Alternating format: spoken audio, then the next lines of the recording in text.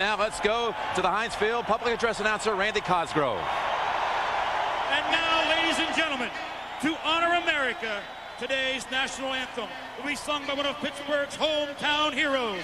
Please welcome to Heinz Field, Pittsburgh's own Donnie Iris.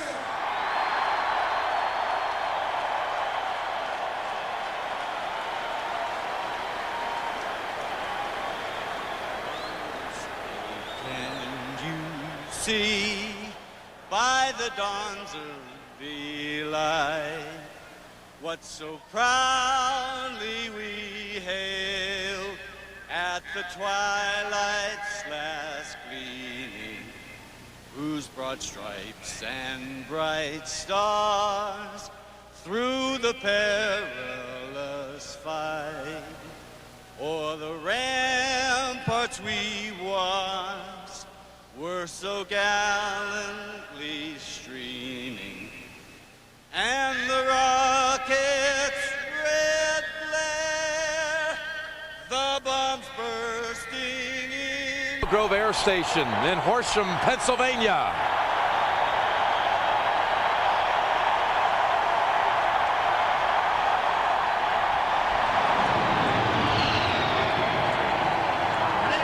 There is so much energy in this arena.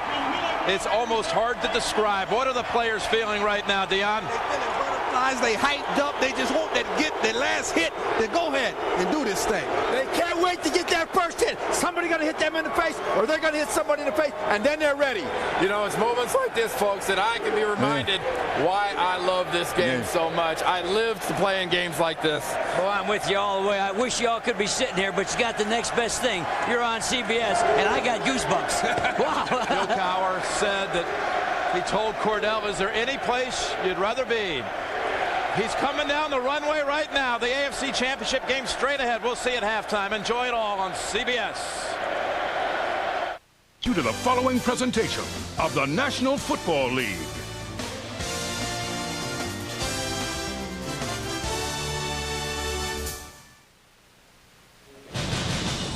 For 6 months, there has been but one goal, one dream, the Super Bowl. Most never get to live that dream. But the players on display today are so close, they can taste it. First and 10 Steelers, they give to the bus off the right side. The bus is gone! Touchdown, New England. Here they come. He's headed sack. 35-30, 25-20, going all the way. Touchdown, Pittsburgh! The Pittsburgh Steelers are no strangers to postseason glory. The terrible towels signal the charge as Bill Cowher has his team primed for a run at a 5th Super Bowl title. Last week, they dismantled the defending champions, dominating with power and speed worthy of the Steelers of old. Throws it down the field, punches open, he's got it, he's into the end zone for the Steeler touchdown! The New England Patriots' magical season survived the winter wonderland that was Foxborough last week. Trailing late, the Patriots fought both the Raiders and the elements, led by quarterback Tom Brady. And a call steeped in controversy sent a 6th-year kicker center stage. Kick is up. We're going to the AFC Championship game. 2 AFC teams remain, but only one can survive. The Patriots, the Steelers. The AFC Championship game is next.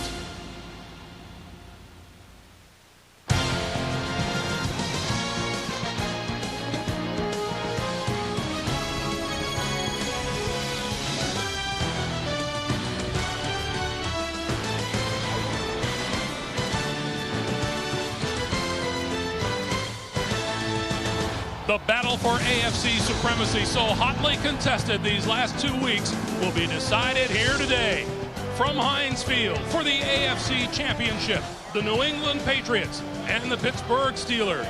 In its inaugural season, Heinz Field is extended to the limit. Its inhabitants have waved the terrible towels in triumph and have basked in the glow of a glorious Steeler run. And now the intruders from New England present the final hurdle.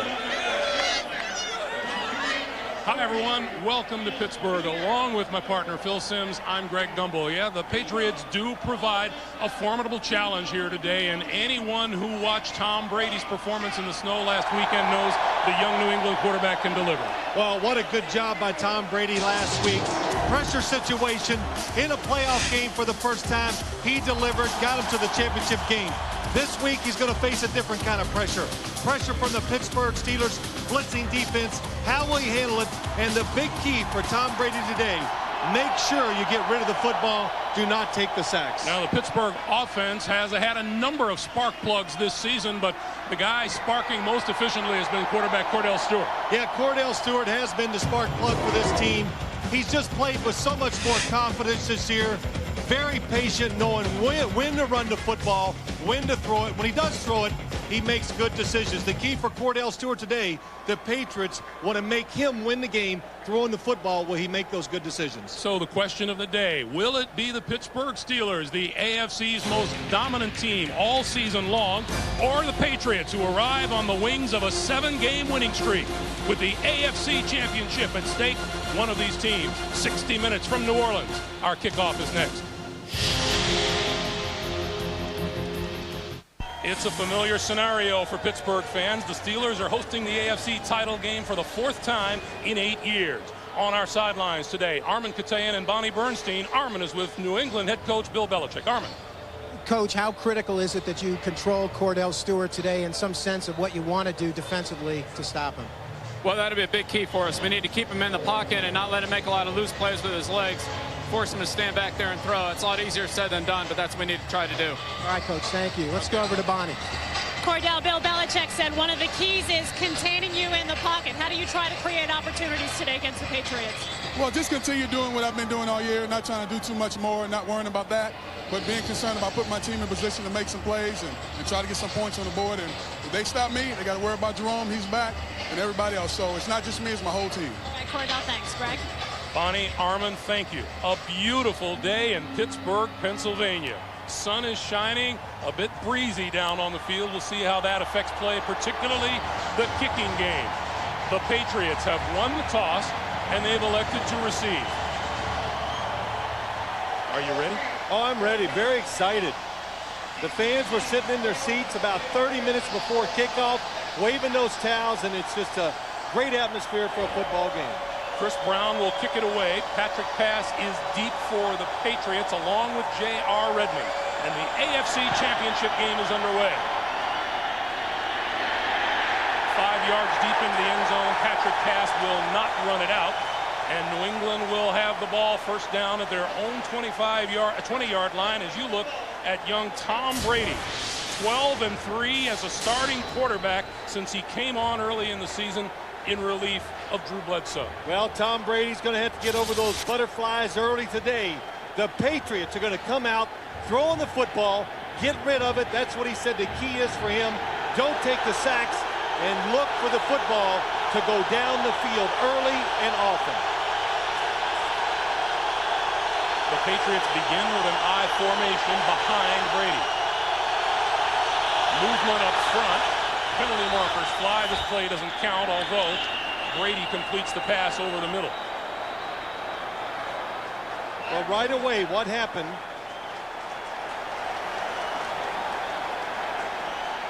Before the ball was snapped, false start. New England, number 72. 5-yard penalty still, first down. Well, we saw it right from the start. The New England offensive line, they got to identify who is going to be the blitzer on each play. That's the key for them. The rookie, Matt Light, jumped first. In the backfield, Antoine Smith and Mark Edwards. Troy Brown and David Patton, the wide receivers, and Rod Rutledge is the tight end. And Brady spreads the field on 1st and 15 from the 15-yard line. Boy, how about this? Championship game. 5 wide receivers for the first play. Brady pulls it down and goes down.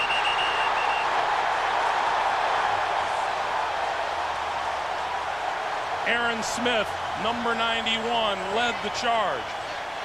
The Steelers run the 3-4 defense. It is Smith and Kimo von Oelhoffen on the outside with the great rookie Casey Hampton in the middle. They run the 3-4 because of this, Greg. John Fiala starting today for Earl Holmes, but they have 4 really good linebackers. In the secondary, Chad Scott and Dwayne Washington are the corners. Alexander and Flowers are the safeties. There's Tim Lewis, defensive coordinator for the #1 ranked defense in the NFL on the year. Brady gives, and straight ahead is Antoine Smith for very little. Well, Tom Brady made a nice decision on his first pass. He looked down the field, 5 wide receivers. The Patriots picked up the blitz wonderfully, but nobody was open, so pull the football down, don't make the big turnover early, and just wait till you get into the flow of the football game. Sacks are nothing new for the Pittsburgh Steelers. Their 55 quarterback sacks led the NFL, and there's the man who has to figure a way around them, the offensive coordinator of the Patriots, Charlie White. Brady on 3rd and 18. Quick pass to the side, and the screen is complete, and Troy Brown out across the 25 to about the 27-yard line. He'll still be about 3 yards shy of a first down. Mike Jones made the stop, and onto the field will come the punting unit. Well, that's a big play, Greg. It gives them better field position. It makes you feel better about your offense, and also now they know what they're dealing with out here in the crowd noise. The crowd noise was the biggest factor against the Patriots offense that time. Troy Edwards standing back at his own 30 for the Steelers for the kick from Ken Walter.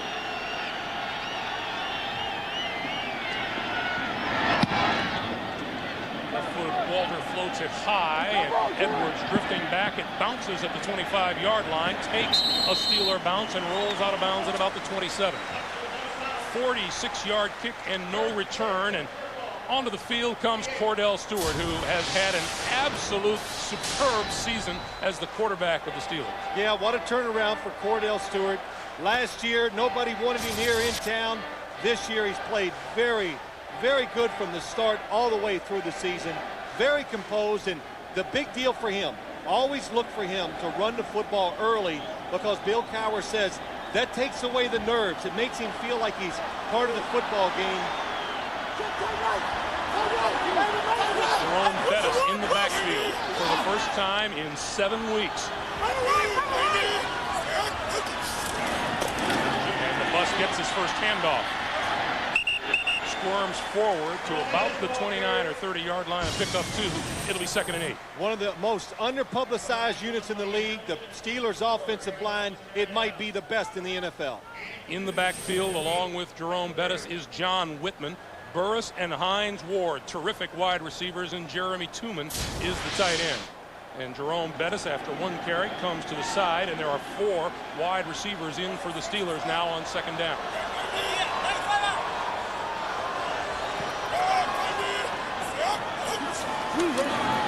From the shotgun, Stewart throws, and that's incomplete, intended for Plexico Burris, trying to hit him on the back shoulder, and it'll be 3rd and 8. The New England defense.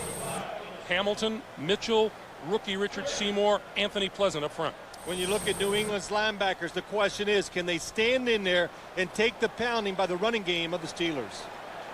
On the corners, Ty Law and Otis Smith, the safeties, to Bucky Jones and Lawyer Malloy. And Romeo Crennel is the man who runs the Patriot defense. This is what the Patriots want, 3rd and long, so they can give Cordell Stewart a lot of different looks. And here comes the blitz. Stewart has time, throws incomplete at the 40-yard line, intended for Hines Ward, who slipped as he tried to make the catch, and so it'll be a 3 and out for the Steelers. Well, both teams did a very good job of picking up the blitz. New England comes with 2 extra blitzers. They get them all at the line of scrimmage. Cordell Stewart, plenty of time to throw it. Both of his throws were off lines. That's just nerves starting out in a big game. Troy Brown drifting back to the 20-yard line. Nice move at the 30. And reaches the 45-yard line. Troy Brown, the NFL's leading punt returner, with a 25-yard return. As you look at Tom Brady's incredible second-half numbers from last week's game, Tom Brady was as relaxed a young quarterback as you could possibly imagine when we talked with him yesterday. Fine field position for New England at their own 45. Brady On the move, throws over the middle, in and out of the hands of his intended receiver, J.R. Redmond. Well, Greg, you were right when you're talking about Tom Brady. I looked at him yesterday when we were talking to him. I said, you know, Tom, you guys cannot run the football against the Steelers defense. And what did he do? He looked at me, gave me a little smile, and he goes, I guess that just means we're going to have to throw it. He's excited about it, but what we've seen here early, physically, they're picking up the blitz, they're getting in the right positions, but they are not keeping the pass rushers out long enough for Tom Brady. On 2nd and 10, Antoine Smith straight ahead for a couple, pulls his way to about the 48-yard line. And as we talked to Tom Brady about that comeback that was made in the second half in the snowstorm last week, he said when we were trailing by 10 with 9 minutes to play, everything that is supposed to kick in at that time of the game kicked in perfectly. Yeah, it did. They had to have about 10 different things go right for him, and all 10 went their way. That's why they won the game in overtime. But again, the Steeler defense, you watch it on film, you think you can do certain things against it, then you line up against them, and you go, oh man, they're a lot better in person than it looked on film. 3rd and 7. And a whistle and a flag, and this play will not count, although Brady will unload it anyway.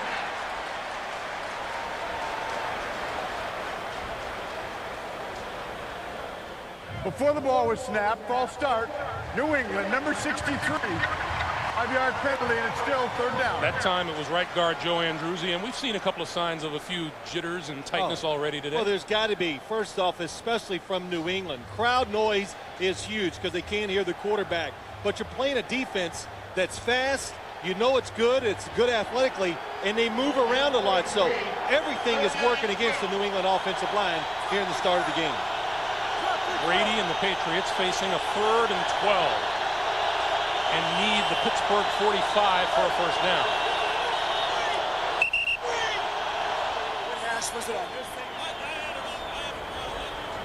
And our first You were going to say our first conference of the day. There you right. go.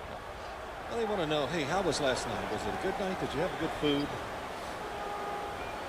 See, they're nervous too. Big game. Championship. Well, they've got it talked out. Please reset the clock to 11:44. 11:44 on the clock.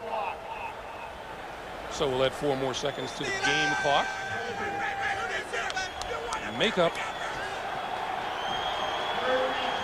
3rd and 12.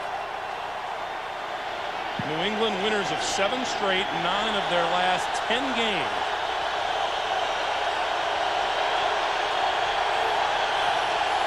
J.R. Redmond is the lone back alongside Brady.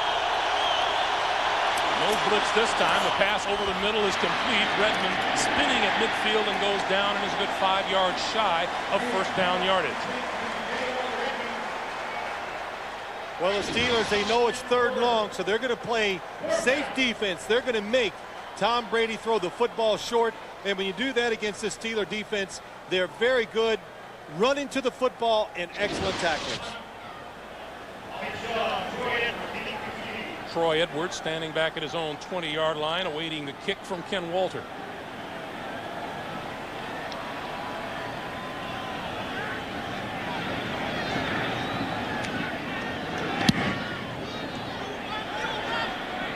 Bouncing inside the 15 and grabbed at the 12-yard line and going down at the hands of Gerard Cherry. So excellent defensive positioning for the Patriots. 10:30. CBS is sponsored by Southwest Airlines, proud sponsor of the NFL and official airline of Super Bowl 36. Open the Small Business Network. New tools for a small business economy from American Express. And by Dr. Pepper and your local Dr. Pepper butler. Be you, nothing's better. Dr. Pepper.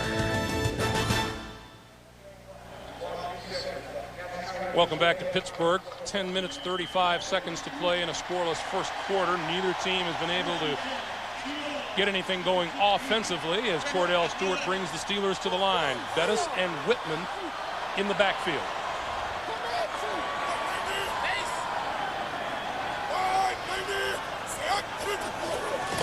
And a pitch for Bettis, and Bettis wrapped up inside the 10-yard line. Willie McGinnis was first to him, and let's check in with Bonnie Bernstein. Bonnie. Well, Greg, Jerome Bettis says that botched painkiller injection was almost a blessing in disguise this week. His running, his cutting, his burst much better than last week. But one thing he did, he went back and looked at all 225 of his runs this year. He said, I looked at my footwork, I looked at the way I ran. I just kind of wanted to relive all those moments to try to ward off some of that dreaded rust.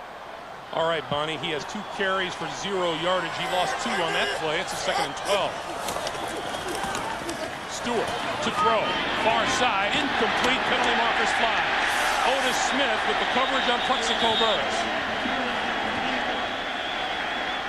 Now, in talking with the New England cornerbacks yesterday, they both said they're going to play tough and up close. You think so? We talked to Otis Smith and Ty Law yesterday together, and Greg, you were sitting about 3 feet away from him. Pass interference, New England, number 45. The ball is placed at the spot of the foul, first down. Well, let's watch the replay real quick. Twice Cordell Stewart's had this throw. That time Otis Smith contact as Plexico Burris goes up to try to catch it. But Greg, they were so fired up, so upset, and so determined to do a good job today. They made you move back about 3 feet because they were ready to hit you. Stewart, the screen on first down. Bettis on the move, and Bettis out across the 35-yard line. 12 yards and another first down. Well, when you're too aggressive going to the quarterback, what happens to you is this. Cordell Stewart going back, it's a screen. The pass rushers in a hurry to get there. Roman Pfeiffer, a linebacker on the blitz. That leaves nobody out there to tackle Jerome Bettis. And what did Jerome Bettis tell us? He says, early in the game, I'm just going to have to look somebody up and get some contact. We got a good lick right there. First down, Pittsburgh at their own 37. Bettis will try the right side this time as penalty markers fly. And Bettis is down at about the line of scrimmage. Teddy Bruschi the first to reach him. No gain on the play, and let's check the flag.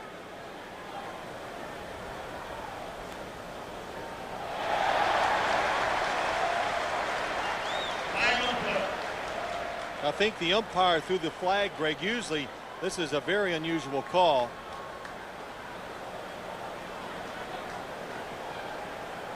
Here's Ed Hockley. Illegal hands to the face, New England, number 91.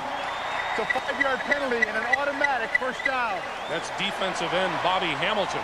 Yeah, Bobby Hamilton probably just trying to get good explosion against an offensive lineman, lets the hands go to the face, and that's pretty easy to spot when you do that. Second New England penalty on this drive. Bettis with a breather on the side. Well, when you've been out 7 weeks, I do not expect Jerome Bettis to carry the football 25 to 30 times today. Stewart, quick drop, quick pass, incomplete. Intended for tight end Jeremy Tooman, and middle linebacker Teddy Bruschi was there. Well, what they had this time, New England being aggressive early in the game, especially on defense. Teddy Bruschi on the coverage, but one of the corners, Otis Smith, was on a blitz. Nice coverage by Bruschi against Tooman. Teddy Bruschi has had a terrific season for Bill Belichick. A couple of sacks, a couple of interceptions. Greg, that time Ty Law was on a blitz.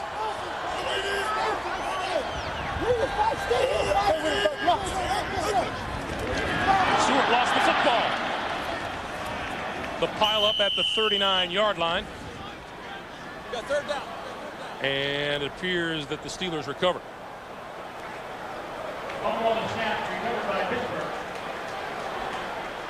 Well, when this happens, I can just hear all the coaches up in the booth going, my gosh, ever since training camp, we've been working, but those things, these mistakes can happen, especially there's Mike Mularkey, offensive coordinator for the Steelers.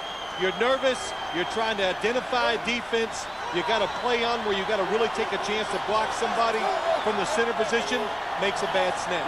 3rd and 13 now for Stewart, who operates out of the shotgun, and here comes the blitz. Gets it away, passes incomplete through the hands of Chris Fuamatu Ma'afala. Well, the New England defense, I said it, what they want to do, and they're doing it too, Greg. They are showing everything. It's 3rd and long, no safe defense here.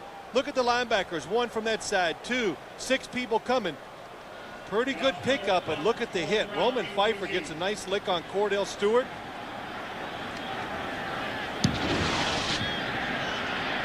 The kick toward the sideline, and Troy Brown grabs it and runs out of bounds at the 15-yard line. Nice kick by Josh Miller of the Steelers, 46 yards.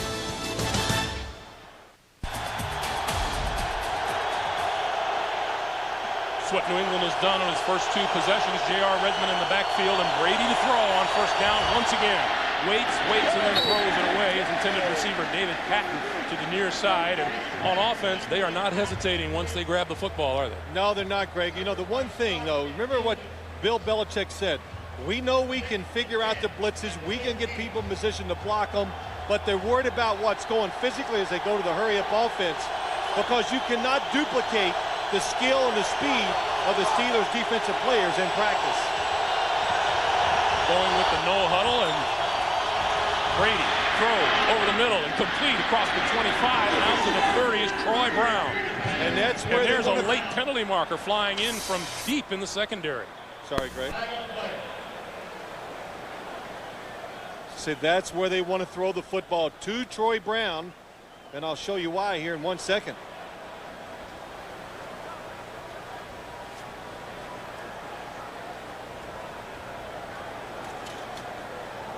Conference number 2 of the day on the far side of the field. Greg, why they want to throw it to Troy Brown? They're going to play him inside.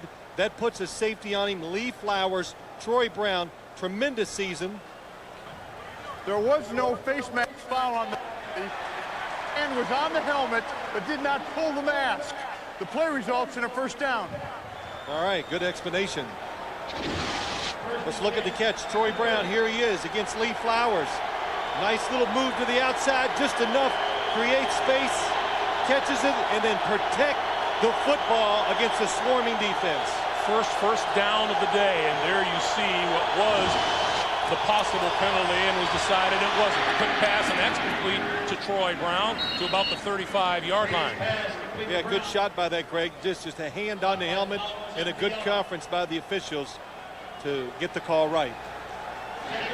Then once again, the Patriots go without a huddle. Remember, neither team has crossed midfield so far today. You know, I was close. I said the Patriots going to come out during the week and be conservative, and here they come, just letting it go. Another blitz. This time, Brady pulls it down and then falls at the 36-yard line, so he picked up a yard on the play. John Fiala with the stop, and now the Patriots are looking at a 3rd and 4. I think when we met with the coaches yesterday and Bill Belichick was telling us what they're going to do, I was like, oh my, you're kidding.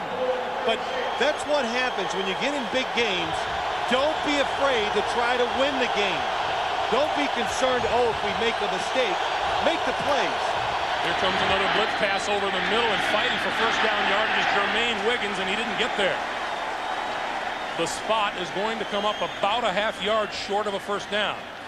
Well, another blitz, and the Patriots again just getting somebody on every blitzer. This time, John Fiala comes in. Look at J.R. Redmond come across the formation, make a nice block against Kendrell Bell. But again, good tackling down the field. And we're going to have a measurement here, and as we talk to Bill Belichick, you know, we're saying, well, what are you going to do about all those blitzers? And basically, Coach was saying, well, I'm not going to let them come unimpeded, Phil. He was a little insulted that we said that to him, and it's about a foot short, and I think they'll punt the football here. And I'm probably thinking wrong. As you say that, number 44, Mark Edwards, comes onto the field on 4th and 1, and Tom Brady's still out there. The Patriots are going to go for it. And let me go on record quick here. I really disagree with this. Field position is too important. You've had a really good start to the game if you're the Patriots. You withstood Pittsburgh's initial onslaught on defense and offense. You see New England's numbers on 4th down. Antoine Smith, Mark Edwards in the backfield.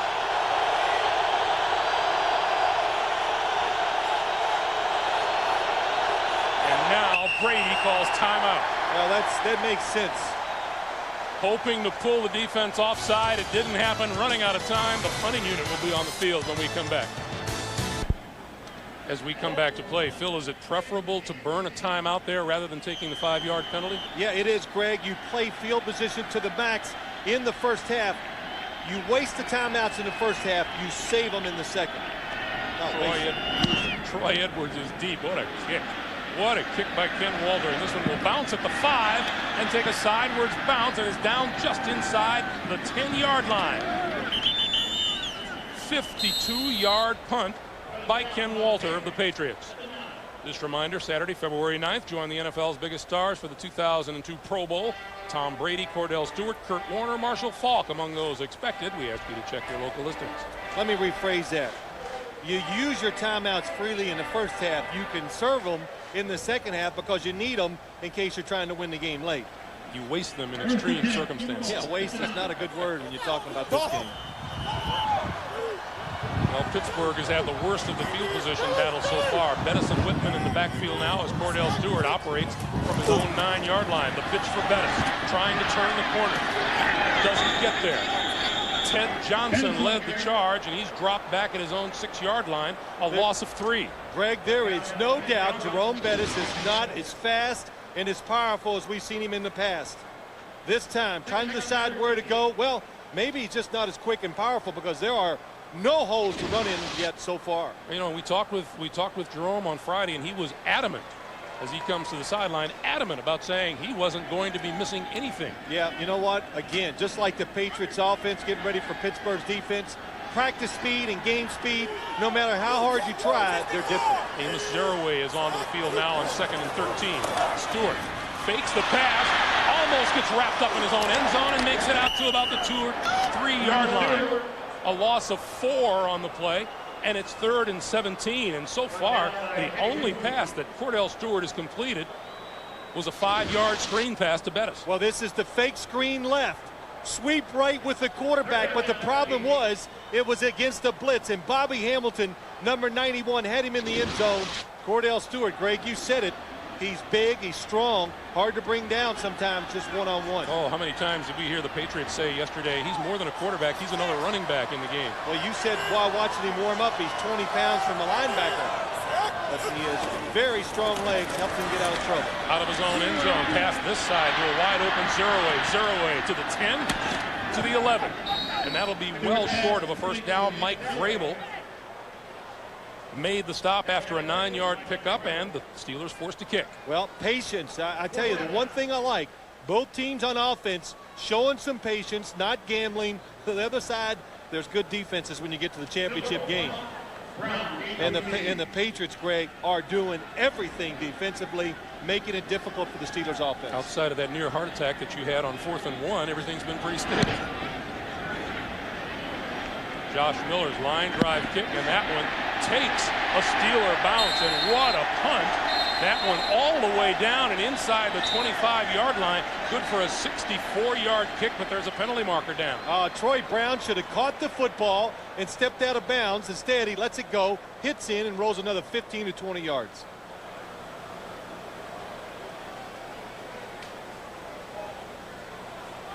And it's against New England. There we go. Nope, it's against Pittsburgh.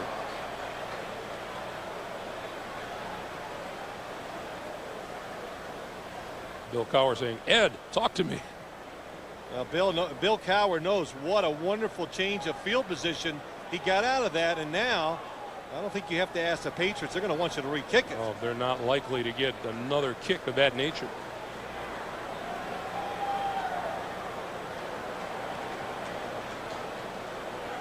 Pittsburgh, number 81, went out of bounds without being pushed out of bounds, which is a 5-yard penalty.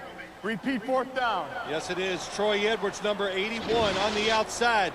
He runs outside, out of bounds, not pushed by Terrell Buckley, and he didn't get back in quick enough either, probably. But you're allowed to go out of bounds. If you get pushed, just make sure you get back in as fast as possible.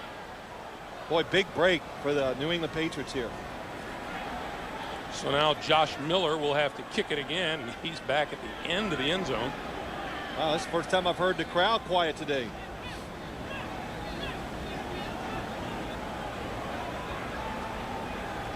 what a change. I'm thinking, what a change of scenery for these New England Patriots from last Saturday night in Foxborough, but we've experienced the same change. It is incredible. Now the other thing too, as we got ready for this game today, the Steelers very concerned about the punt returns by the New England Patriots, and the Patriots think they have a decided advantage in special teams, especially with their punt return team. See how Miller does with this one. Down the middle.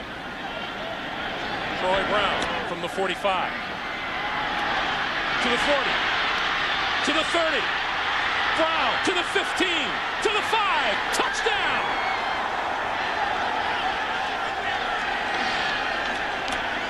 Bill Cowher, they've been kicking to the sidelines. The kick before was to the sidelines. They kick it right down the middle. They give all the options to Troy Brown and to the New England Patriots, and they take advantage of it. Right down the middle. Watch Troy Brown. Little hesitation, and then right up the middle, and such a big hole. Nice job of just staying out of the way of the tackles. Good blocking downfield. Boy, Terrell Buckley, terrific job of blocking, and that's what they wanted. A special teams scoring opportunity. They got it. The second punt return touchdown allowed by the Steelers in 2 weeks. Jermaine Lewis did it for the Ravens last week. Vinatieri for the extra point. And it's good. Bill Cowher could not have been more explicit. We don't want Troy Brown bringing punts back right up the middle. He did. It's on top with 3:42 to play in the first quarter. Well, there's a reason why they gave up a punt return last week and won this week. Bill Cowher really getting on the officials. I don't know if it's for the penalty call or he thought some of his players were being held during the return, but we saw a lot of replays. I saw no holding there. Bill Cowher is totally upset. Troy Brown returned 2 punts for touchdowns during the regular season, an 85-yarder against Cleveland, 68 yards against the Carolina Panthers. Well, when we get a chance to show you the replay, you're going to see why they've given up touchdowns in the return game the last 2 weeks.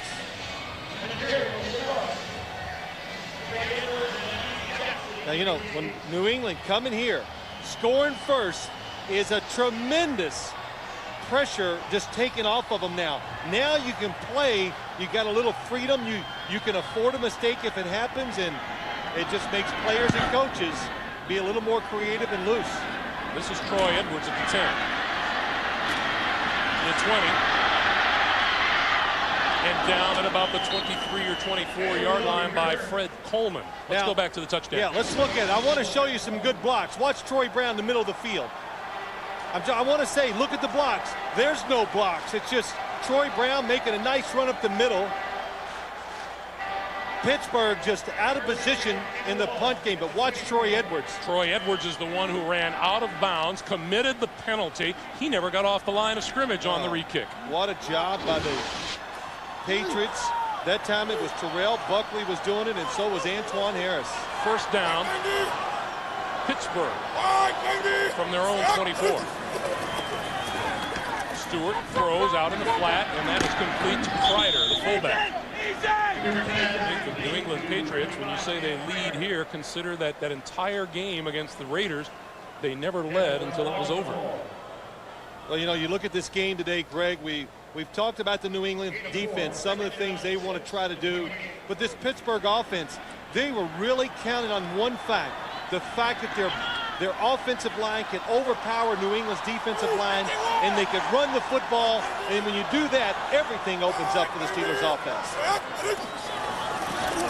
Stewart, under pressure, gets away, right up the middle, to the 40, 45, midfield, and one man to beat.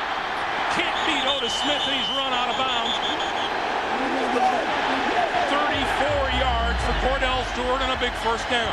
Well, that's what the defense of New England, they got the perfect play on again to stop it. But Cordell Stewart, he avoided a safety. Look at the blitz. Here it comes. Nowhere to go. Breaks a tackle. Just gets away from another one. And then Lawyer Malloy, no chance in the middle of the field. Cordell Stewart can run just like a running back in situations like that.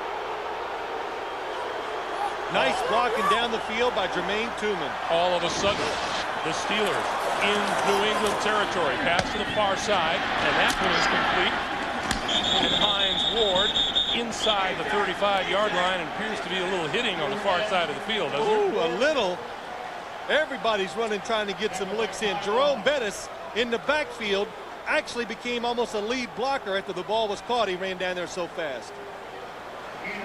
Hines Ward with his first catch of the day, a 4-yard gain. The line of scrimmage is the 34, and it's 2nd and 6.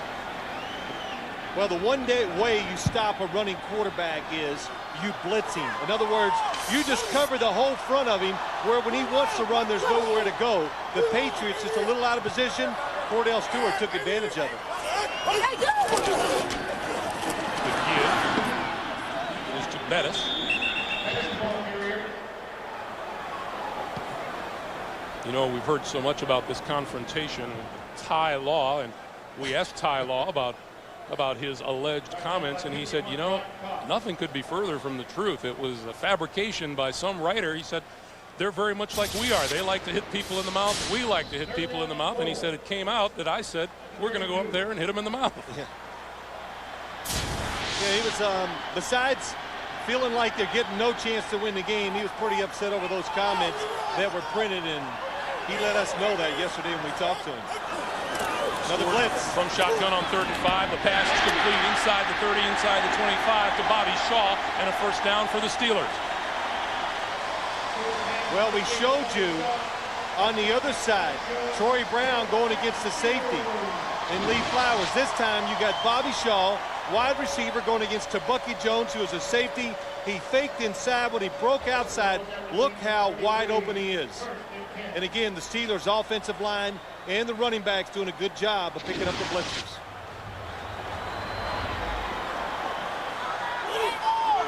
Coming down to the final moments of the first quarter here, Bettis and Kreider in the backfield.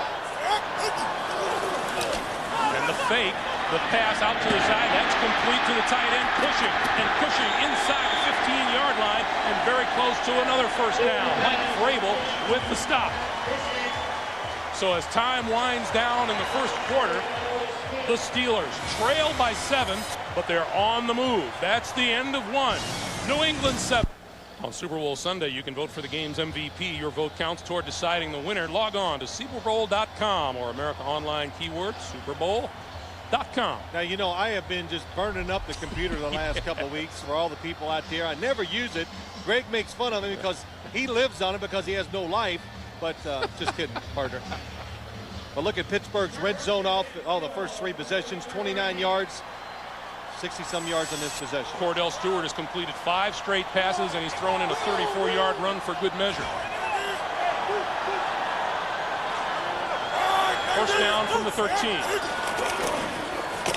Bettis pulls across the 10 to the 9-yard line. Pick up a 4, and it's 2nd and 6. Yeah, when you look at Pittsburgh's offense, they're not that good in the red zone. They kick a lot of field goals. 29th in the National Football League. The Patriots very good, but it really doesn't make sense to me. I understand Pittsburgh's ahead. Sometimes they go for the field goals, but when you got a mobile quarterback, good wide receivers, a creative game plan, and good running backs, you should be one of the best inside the 20-yard line scoring touchdowns. On the other side of the ball, the New England Patriots have been outstanding in the red zone defensively as Stewart dancing around and goes down at the 11-yard line. We specifically talked with Bill Belichick about his red zone defense. Oh, he said, hey, look, he looks at me and laughs like I know it inside out because he coached for the Giants for so many years. And Cordell having trouble with the snaps so far today.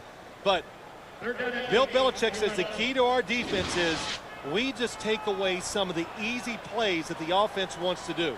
We make them, we'll give them throws, but it's going to be the throws way outside of the sidelines, and most teams are not willing to try it once they're going in to try to score.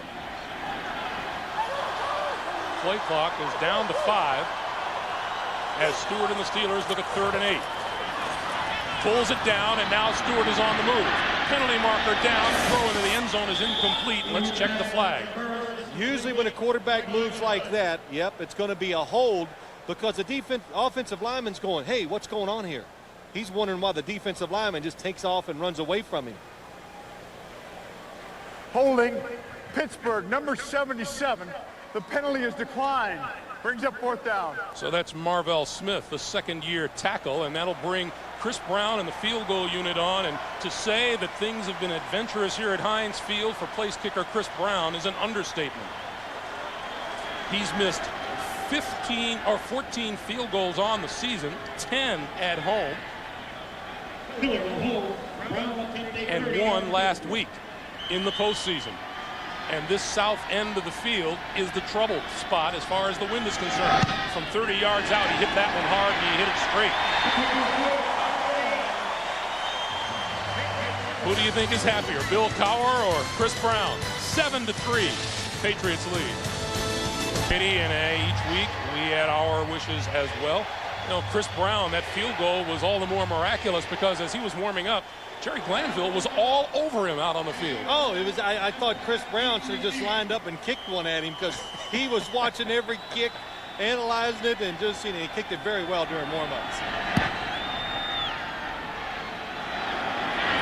From the 13-yard line, this is Patrick Pass to the 30 and over the 30 to about the 33-yard line and brought down by Lindsey Jackson, and we check in with Armin.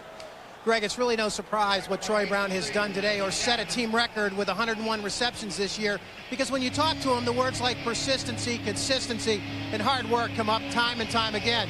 It really dates back to his days as a teenager in South Carolina, where he used to haul watermelons, pick them up 10 to 12 hours a day.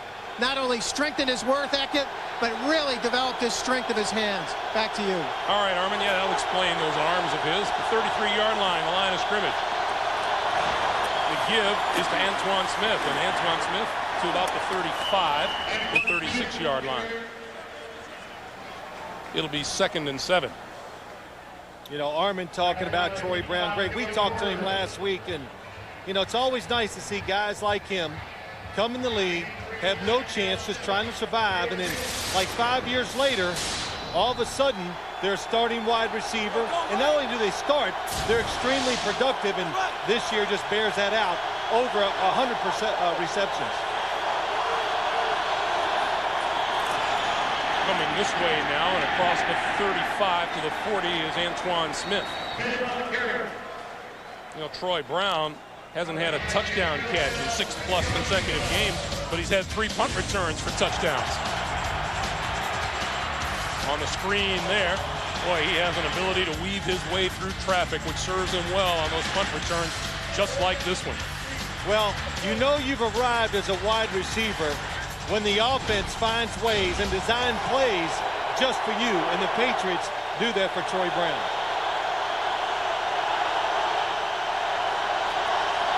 Brady from the shotgun, quick pass this side, and that is complete and out of bounds to Charles Johnson, number 81.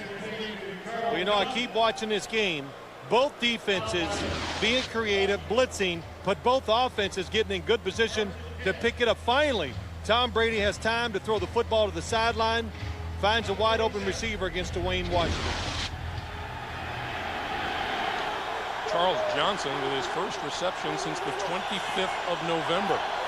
Charles Johnson, a former first-round draft pick by the Pittsburgh Steelers. Brady play fakes on first down, steps up and goes deep and has his man wide open and overthrew it.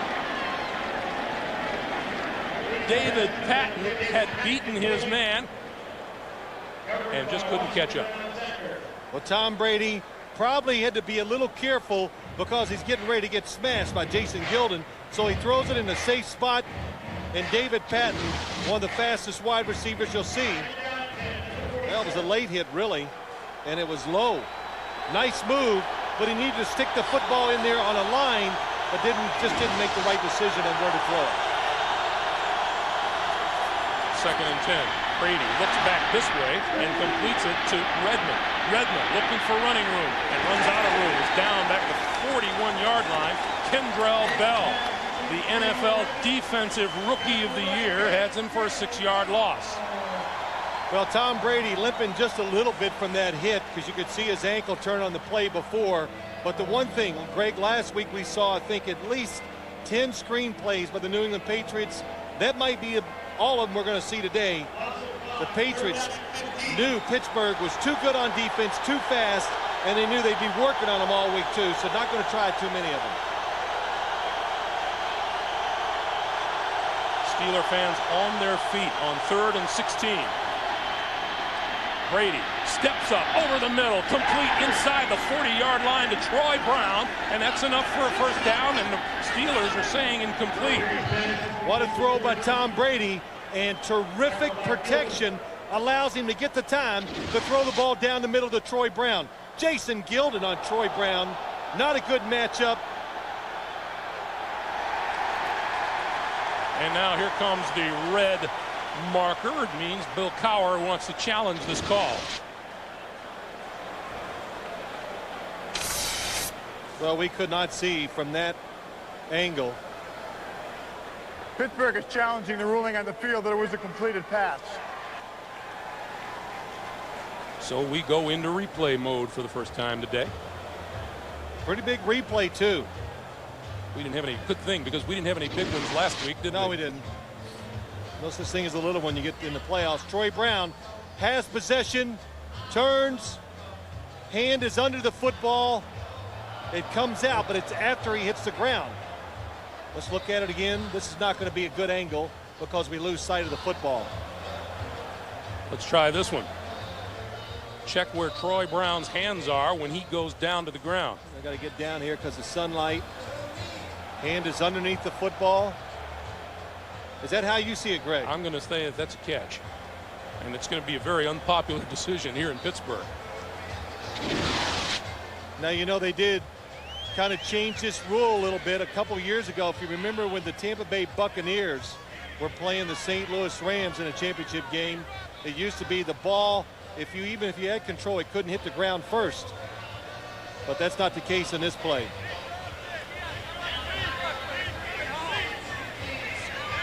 Well, Ed Hockley is going to take a good long look. We're 10:26 to play in the first half. Yeah, it's pretty tight, and it's going to be how he interprets the rule.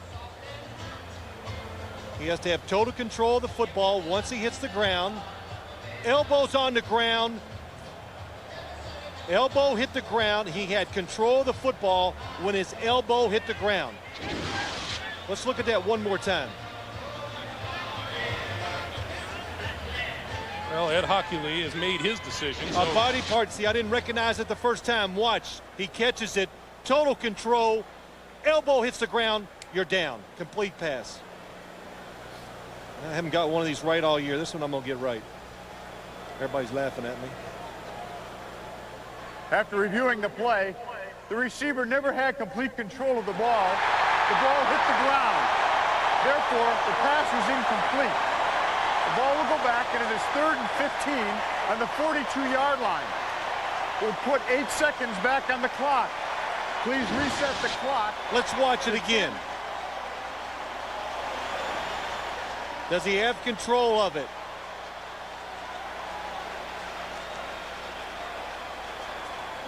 I thought he did. Well, you got to be on the ground to have control. But, yeah. And regardless what it is, Greg, you have to remain in control of the football even after you hit the ground.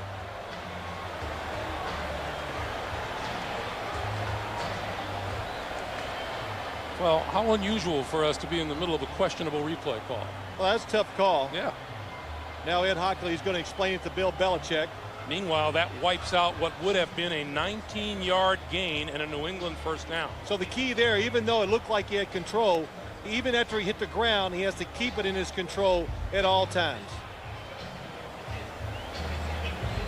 And you know, the Patriots, despite leading this game 7-3, have yet to cross over into Steeler territory on offense today.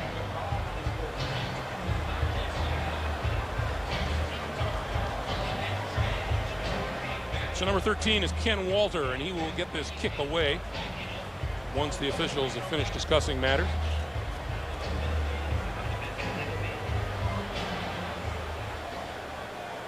Well, Ed Hockley is going to go back. I think they're going to.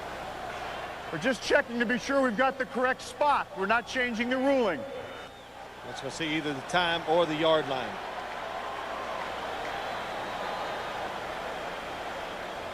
Well, as they take a look at that, you'd have to say that the New England Patriots have to be happy with the way this game has gone so far. Oh, they got to be ecstatic. They were just hoping to hang in there. I think even on offense, Greg, they're starting to find protecting a little better and what they can do throwing the football down the field.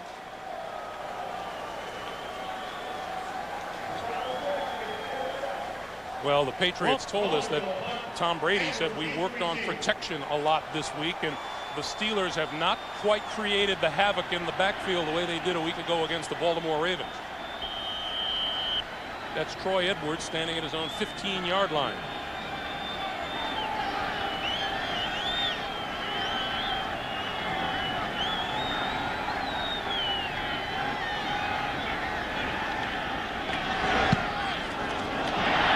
Off the side of his foot and out of bounds, and this is going to be the worst punt of the day for Ken Walter. 10:27 to play. Great field position when we come back to Pittsburgh. Is sponsored by Burger King, home of the Whopper. The all-new Honda CR-V, a vehicle designed for your adventures in reality. And by IBM. E-business is the game. Play to win.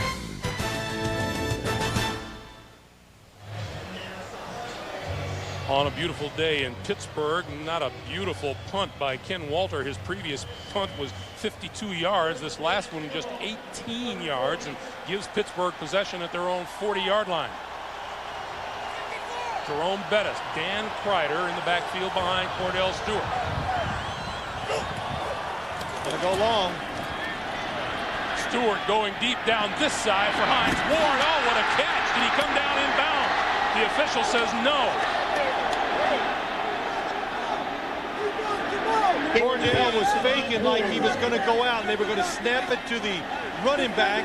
He walked back underneath the center because they run that play a lot. Trying to catch New England off guard, throws it down the field. Well, one official said no, and now they're talking about it. Hines Ward gets the push off, hits the ground. Did not, looks like, now that time it didn't look like he had control of the football as he goes down. As he slid across the end line, but up to the outside line. Oh, that's dark. But Greg, the last play, I thought he had control as his elbow hit the ground, but Ed Hockley said no. He didn't have total control of it. Well, they're still discussing it on the field. Receiver's body hit inbounds before he went out of bounds. Therefore, it's a completed catch. First down.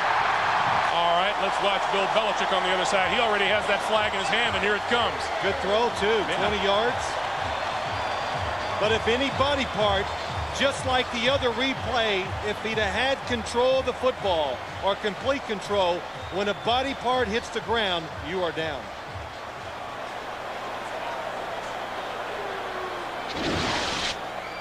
Let's look at it again. I thought Hines Ward got just a little bit of a push off. What a catch by him, though.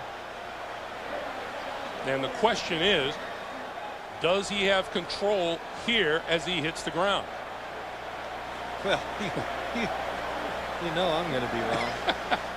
I figure I'll just wait and hear what you have to say, and then I'll go the other way. I wanted to see the other replay because everybody said we're all up here talking about it. I didn't see that football moving. You could present a pretty good argument that the previous play there was more control by the receiver than this one.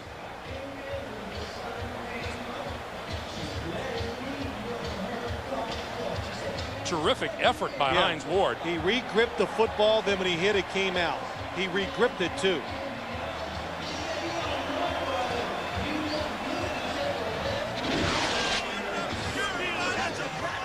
So Ed Hockley continues to take a look.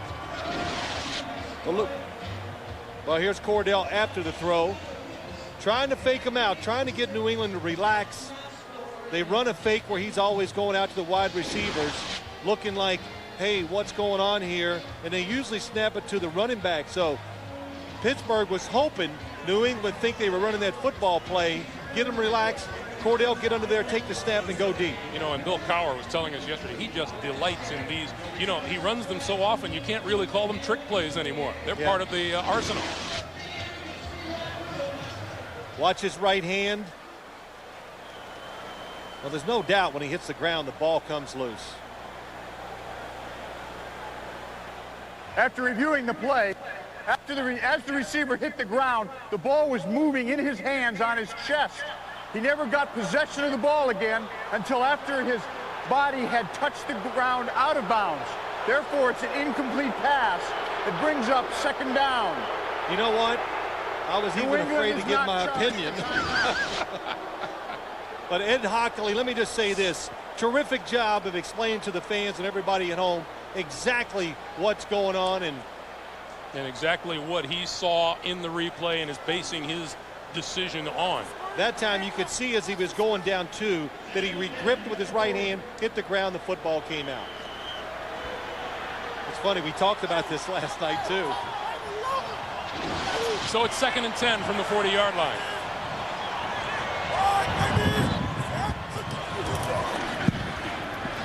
Couple of play fakes and Stewart with a screen. This is Zeraway. Zeraway, 45, 48-yard line. A pickup of 8, and it'll be 3rd and 2. We remind you, coming up, the Nextel halftime report. Jim Nance and company have first half analysis. Marcus Allen is in St. Louis with a preview of this afternoon's NFC title game between the Eagles and the Rams. We have a special musical performance on tap by Sheryl Crow, all coming up on the Nextel halftime report.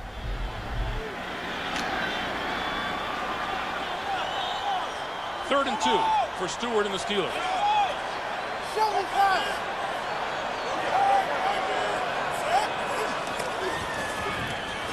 To this side. And looking for running room and not finding it is Hines Ward. Well, Hines Ward, a player, you want to find ways to get the football to him, but New England, they know all these tricks because they run a lot of these same plays.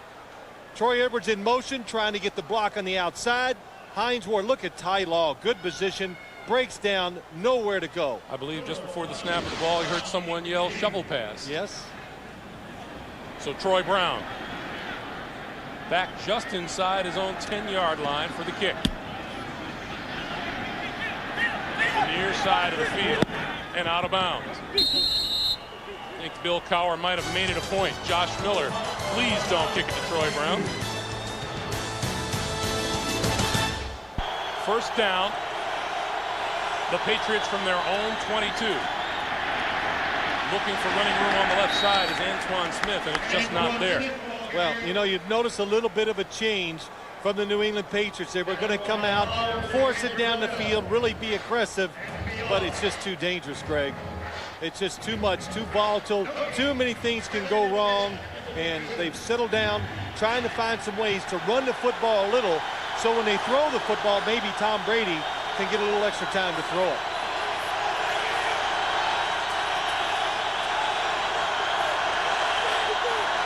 With Troy Brown in motion, Brady will throw. That's complete. And this is Brown. And Brown across the 40 and out to the 42 or 43-yard line.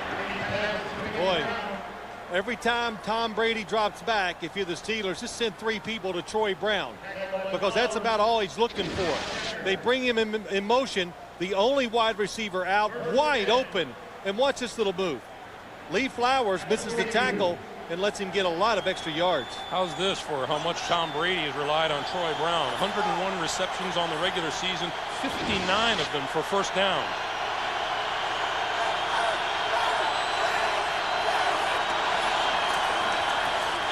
Brady with all kinds of time throws to the near side. Mark Edwards pulls that one in at the 49-yard line. 7 yards, 2nd and 3. Now, I'm telling you, Tom Brady waited as long as he could because he was trying to get it down the field to Troy Brown, but he very smart. Don't be too greedy. Take the short pass and get you 7 or 8 yards.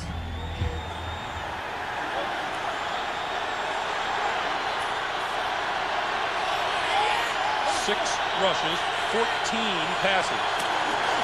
Here's Antoine Smith trying the right side. Across midfield, still on his feet and down to the 47 of the Steelers. Brent Alexander tripped him up, and Antoine Smith battling a sore right leg with a pretty good carry. Well, you know, when you're making terrific runs and you're getting 3 and 4 yards, you know it's rough out there. Jason Gilden, nice job. Doesn't let him get outside, uses his right shoulder to take on the block, and Antoine Smith breaking the tackles and doing a good job just to pick up the first down. New England offense in Pittsburgh territory for the first time today. Brady to throw. Out in the flat, Edwards. Edwards cuts it back and comes up short of the 40-yard line. As we come up on 6.5 minutes to play in the first half.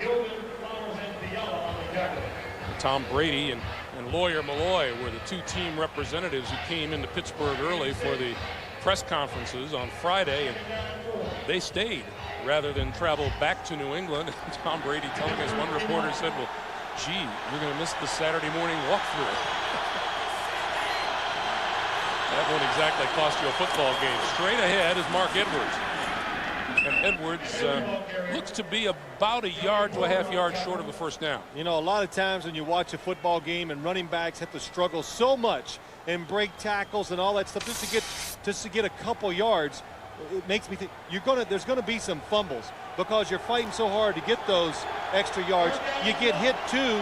The more you fight, the more guys get there to hit on you, and that's what causes the fumble. Let's see what New England's offense does here on 3rd and short. Two tight ends on the field. Brady going to keep it. And he appears to have enough for the first down. That might be the best play you can do. I was going to say, boy, handing the football off to a running back in 3rd and short against the Steelers, I don't know if they can get back to the line of scrimmage quick enough. So quick count, catch them off guard, let the quarterback pick up the yard. Now the Patriots really feel like once they get down to this part of the field that they can score with a big play, because the Steelers, when you get on their side of the field, do not blitz as much as they do when they have you backed up. Brady eludes the tackler. No, he goes down at the 47. Jason Gilden kept after him and got it. Hey, look, you don't get to the AFC Championship game and having the #1 ranked defense in the National Football League by being overzealous, over-pursuing running plays, and Jason Gilden almost fooled because he's such a good athlete, still gets the sack on Tom Brady. On his way to his 2nd straight Pro Bowl, Gilden registered 12 sacks during the regular season, added another against Baltimore last week. Hard to trick this defense and get it out of position. Quick pass out here to Troy Brown. Brown to the 40. Now dragged down at about the 41-yard line. Lee Flowers made the stop. 4:15 to play in the first half. Now, you know, Greg, go back to that play before. It just took so long. You know, that would have been a tremendous play against about 27 or 28 other defenses in this league. But Pittsburgh, again, they're taught so well by Tim Lewis. They're so disciplined. They do not get out of position for the trick plays. Brady needs to reach the 26-yard line for a first down. Pass the other way, knocked down and almost intercepted by Jason Gilden. Last week, twice against the Baltimore Ravens, Pittsburgh linebackers were blocked to the ground, got up and hit the quarterback and caused interceptions. And Jason Gilden, they try to knock him to the ground. He doesn't go, gets up, and really could have had the interception. So Ken Walter set to kick it away, and Bobby Shaw is standing at his own 10-yard line. You got to knock these defenders down twice to get a good play. Sky high. Fair catch called for. They let it bounce at the 1-yard line, and it goes into the end zone. So the line of scrimmage will be the 20-yard line. 40-yard punt, no return. Jason Gilden with a couple of huge defensive plays. Tools for a small business economy from American Express. And by Dr. Pepper and your local Dr. Pepper butler. Be you, nothing's better. Dr. Pepper. The statue out front of Art Rooney, the longtime and beloved late owner of the Pittsburgh Steelers. And his son Dan now operating the team and enjoying this trip to the AFC Championship game as much as anyone. 3:39 to play. 14 passes to 9 ground attacks for the Steelers. Zero it. Zaraway wrapped up by Richard Seymour, the rookie, first-round pick out of Georgia, loss of 1 on the play. Richard Seymour, the Patriots, the first-round draft pick, like you said, Greg, they've referred to him as like a puppy right now because he's going to grow into one big mean dog as he really learns how to play. Look at the size, and for being that big, playing inside, able to move around, quite a factor when it comes to rushing the passer in certain situations.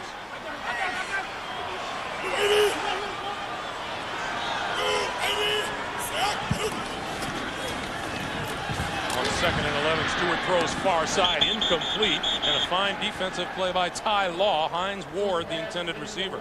Pittsburgh wide receivers today, just 2 catches for 13 yards, and not one of those receptions has been made by Plexico Burress. Yeah, Cordell doesn't like anything down the field. He almost wants to move and get out of there under pressure. Ty Law, nice play by him, but really the perfect throw by Cordell Stewart. And isn't it amazing when you can't run the football, how it looks so disjointed for your football team? And the Steelers not able to run it now just hurts play action, quarterback draws, and all the other plays they use off of it.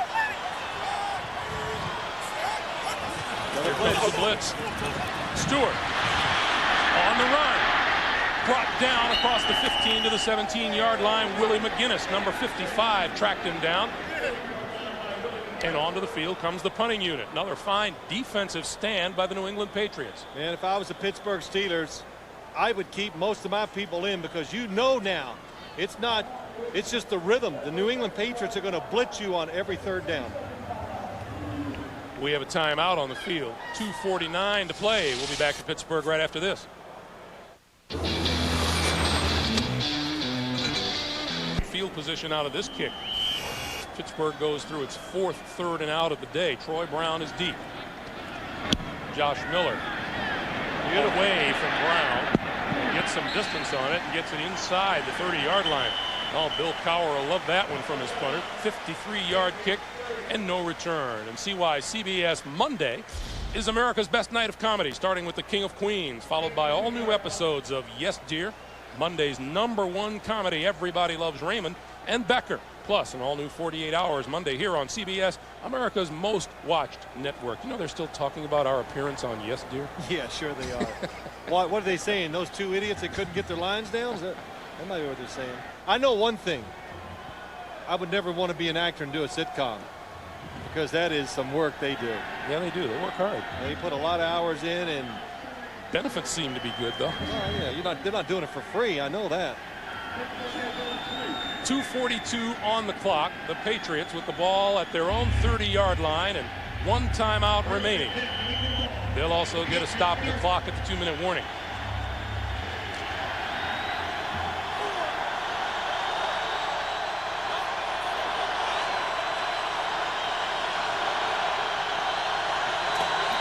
This is J.R. Redmond.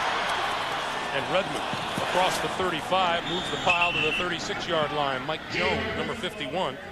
And both he and John Fiala have filled in on the Steeler defense for Earl Holmes very well so far today. Yeah, they have. They're both athletic. The Steelers, they just have a lot of good linebackers. Pass this side to Troy Brown, and if the whistle blows, this play doesn't count.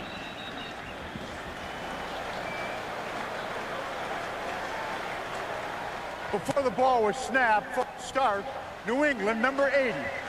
5-yard penalty is still 2nd down. Troy Brown feeling that screen just a little bit before the snap.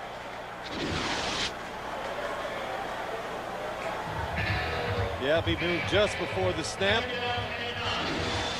I don't blame them. As fast as this defense runs the football, I'd want to get it in my hands as quick as possible, too. 2nd and 9.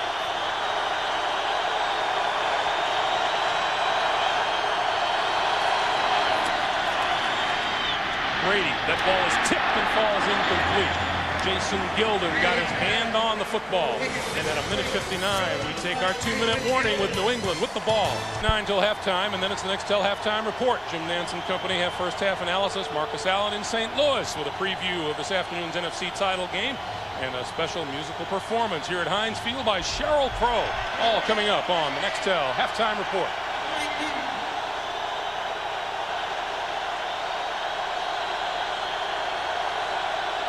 If Brady and the Patriots want points on the board before the break, they need a first down here on 3rd and 9. Here Here comes the blitz. Picked up well. The pass wide open in the middle of the field is Troy Brown. Inside the 45 to the 40-yard line and a first down. Well, the Patriots guessed right. They left everybody in to protect. You can see Tom Brady on the ground.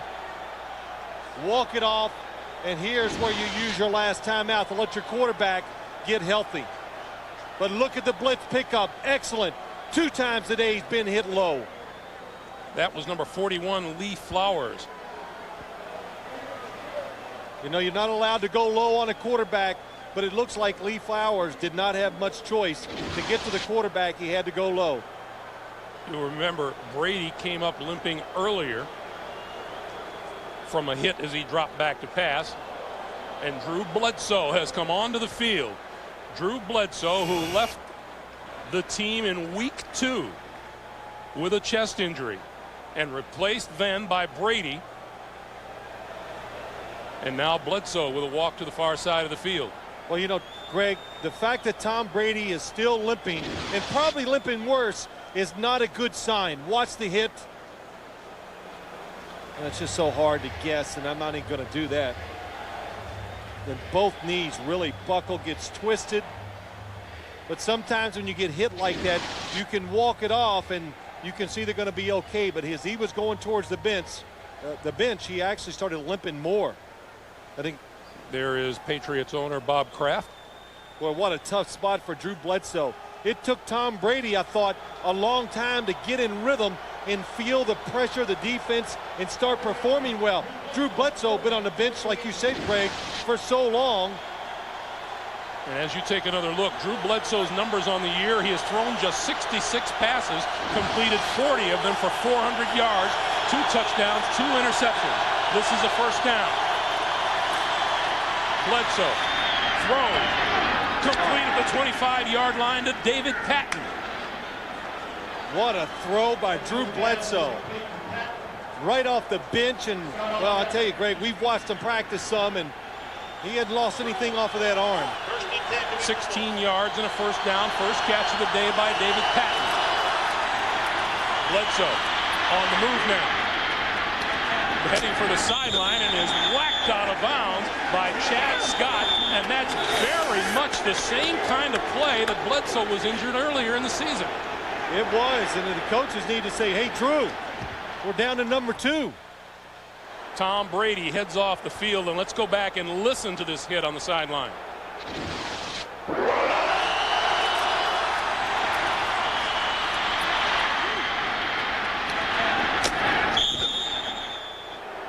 Chad Scott, the 5th-year cornerback out of Maryland, is the one who hit him.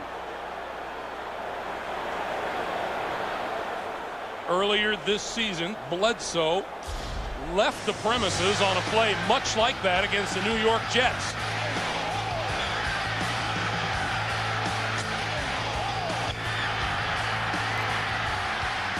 That marked the end of Bledsoe's playing time. The pitch tackler left his feet while the quarterback had not yet touched out of bounds. Therefore, it's not a late hit out of bounds. There is no foul for unnecessary roughness.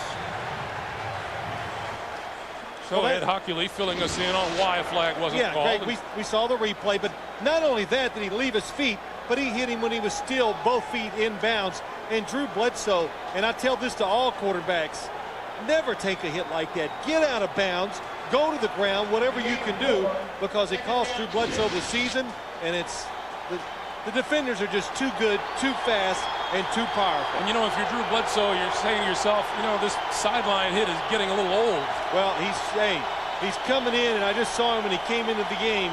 It wasn't like, oh, I'm in and I've been out all year. He came in, was slapping the players with great enthusiasm right away. He's in a good frame of mind, makes a good throw, and did a good job moving out of the pocket. 2nd and 6. Bledsoe throws this side. That's complete to Patton, and Patton is out of bounds at about the 11. Let's go down to Armin Katayan. Armin.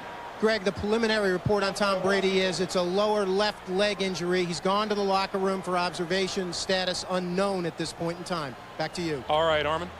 I told you earlier, that time the Steelers, Greg, They've been pressuring. They pressure all the time on defense. They drop back. They gave the Patriot wide receivers room, and Drew Bledsoe makes a good throw to the outside. Patriots have only scored 3 touchdowns their last 13 trips to the red zone. Bledsoe throwing, corner of the end zone, touchdown!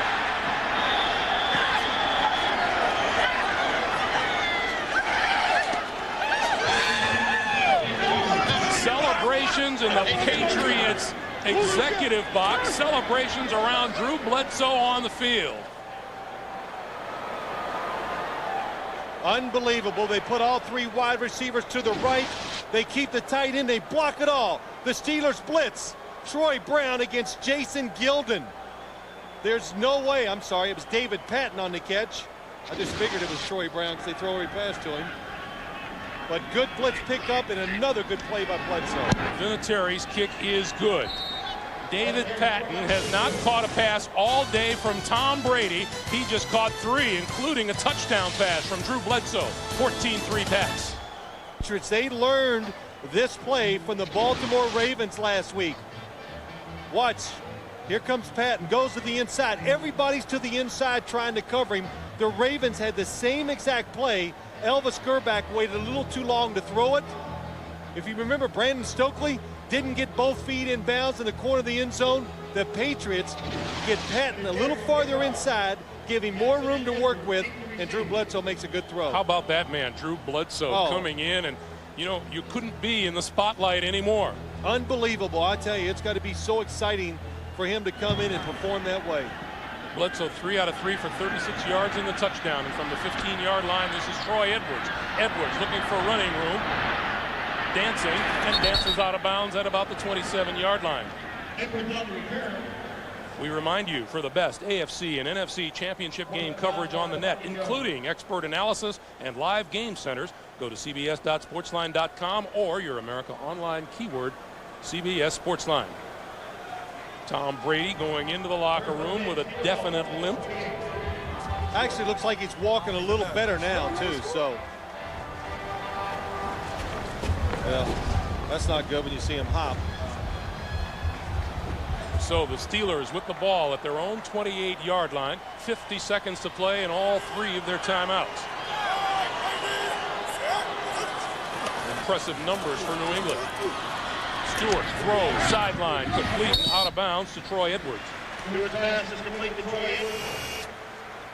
That stops the clock with 45 seconds to play. Well, of course, what the Steelers would like to do, 3 timeouts, just give themselves a chance at kicking a field goal. And with 45 seconds and all 3 timeouts, Mike Mularkey can do whatever he wants. He could call a running play, and it wouldn't hurt their offense right now.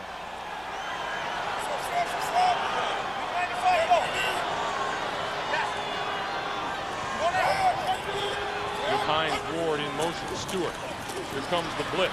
Picked up, pass over the middle, and that's across midfield and complete to Plexico Burris for 16 yards and a first down.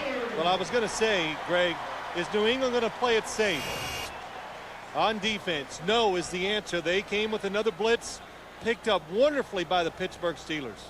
Timeout is called by the Steelers. That's their first, and it stops the clock with 38 seconds left as you look at Drew Bledsoe on the side. I think Drew Bledsoe took that hit on his very first throw. He hung in there, and when he did, made the good throw over the top, but he took one underneath. Well, this is going to be an interesting halftime session for Bill Cowher. I think it's not out of the realm of possibility to think that the Steelers are a little bit shocked here. They go through a 13-3 regular season, and as we said at the top of the day, dismantled the defending champions last week. 2 things. It has to make you feel a little disconnected, Greg.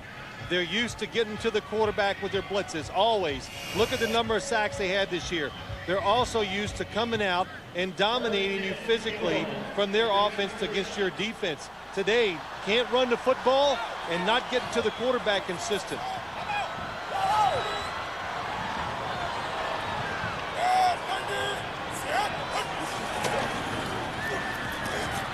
Stewart gets rid of the ball to the 31-yard line, incomplete, intended for Bobby Shaw. 33 seconds to play. Boy, Cordell Stewart hung in there. Mike Vrabel coming around and just a half a second too late. Well, the reaction you're getting from the fans is... Yeah, I did not see the replay. It's on the board. Let's take a look at it. Under 2 minutes, it's being reviewed automatically upstairs. Remember, under 2 minutes, the officials upstairs do the reviews. And the whistle blows before the play is snapped. Paging Mr. Hockley to the camera. You know, but Bobby Shaw didn't do he wasn't over aggressive that he caught the football, so I just figured he wasn't upset about the incomplete call. Let's take a look. Nice throw under pressure by Cordell Stewart. That shot looks like both arms are under the football.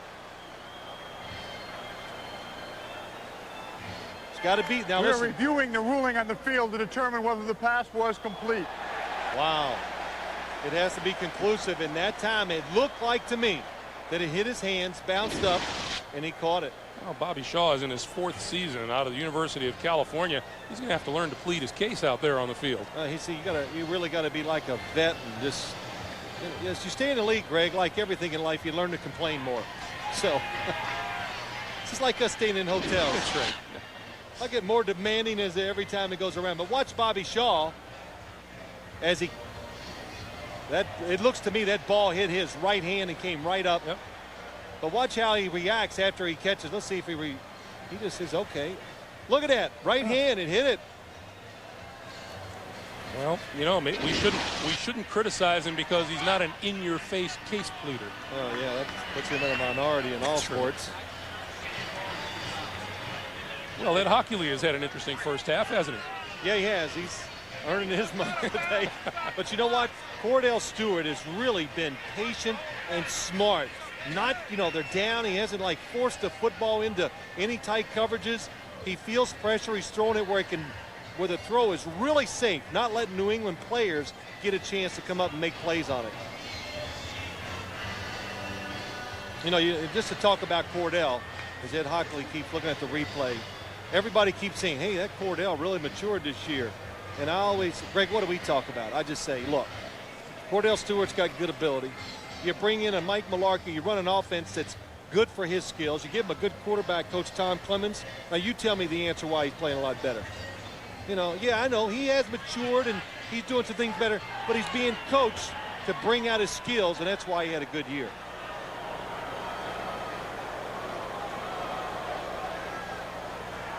I've reviewed the play.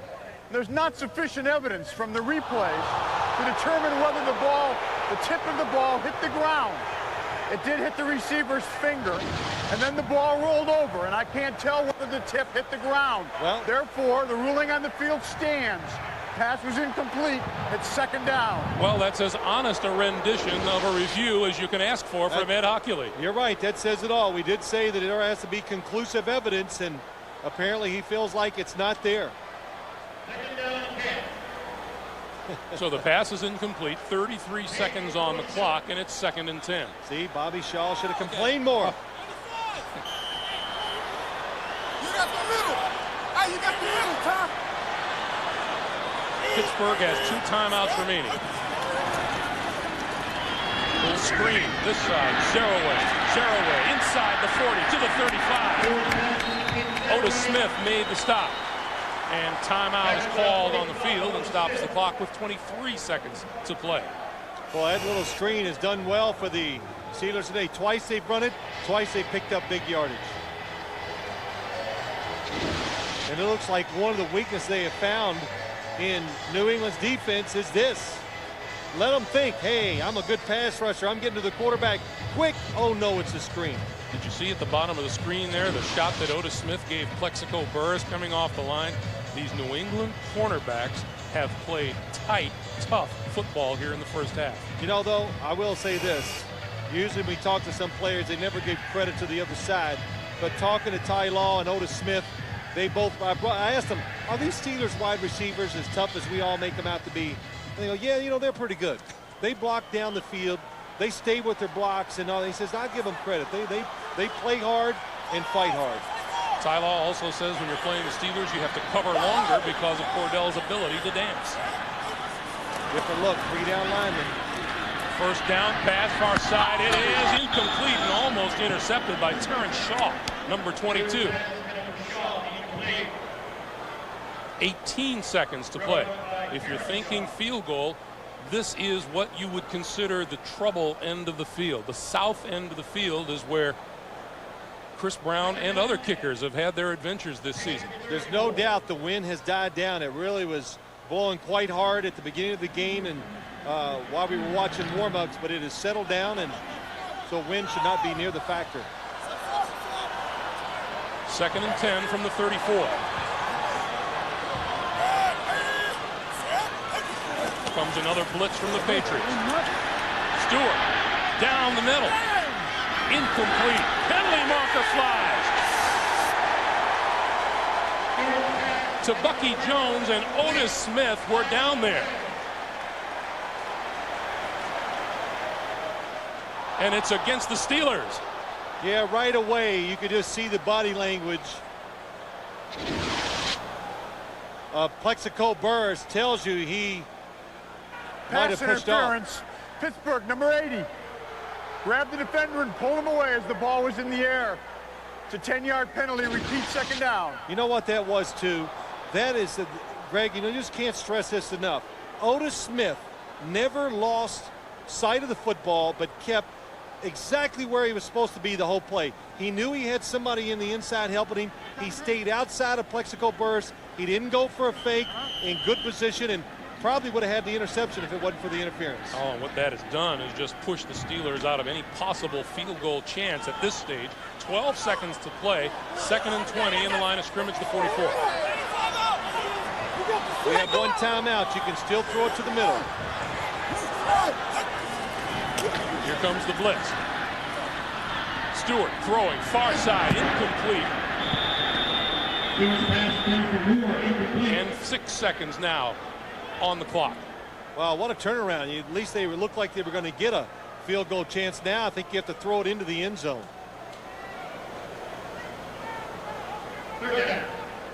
Or you throw a real quick short pass, get out of bounds, and you try an extremely long field goal, which I would say no. Hines Ward, Plexico Burris, and Bobby Shaw stacked to the top of your screen.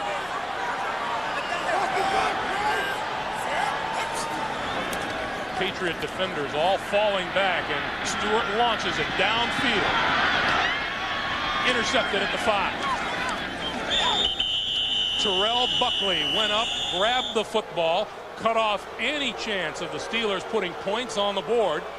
And take a look at the scoreboard at halftime. The New England Patriots have come in here, put 14 on the board, 1 on a special teams return. They lead it 14-3, and we go down to Armin. Coach, any update first on Tom's situation? None on that. And now just your thoughts on your team's performance, particularly Drew's dramatic re-entry into the game. Well, that was a pass we've been working on all week, and it was open, and he hit it and made a nice throw there. The key for us now is this 3rd quarter. Pittsburgh's outscored their opponents by about 100 points during the year, so we need our best football right here. All right, Coach. Bonnie, back to you. Go. Well, the Steelers' 2 1,000-yard receivers, Burris and Hines, only have 1 catch apiece. Playing catch-up in the second half, how does that dynamic change? Well, we're going to have to do it. I mean, we're in 14-3. We got the ball at the beginning of this half, so we got a possession up there. And we just got to play football. I mean, it's a lot of football left to be played. All we got to do is take it 1 series at a time, but certainly, time is not on our side. All right, Coach, thank you. All right, Bonnie and Armin, our halftime score. The New England Patriots 14, the Pittsburgh Steelers 3. Coming up, Jim Nantz and company are here in Pittsburgh for the Nextel halftime report.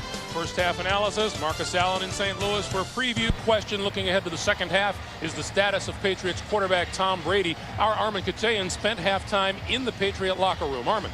Well, Greg, the update is that Drew Bledsoe will continue to play and start for the Patriots. Tom Brady, it's his left ankle. They've taped it. They put a brace on it. Bill Belichick told me he's not 100%, but he could play if he had to. As far as the mood of the locker room, it was amazing. This team is a very committed team to fight to the finish. They know they're going to get their best shot here by the Patriots in the 3rd quarter. Back to you.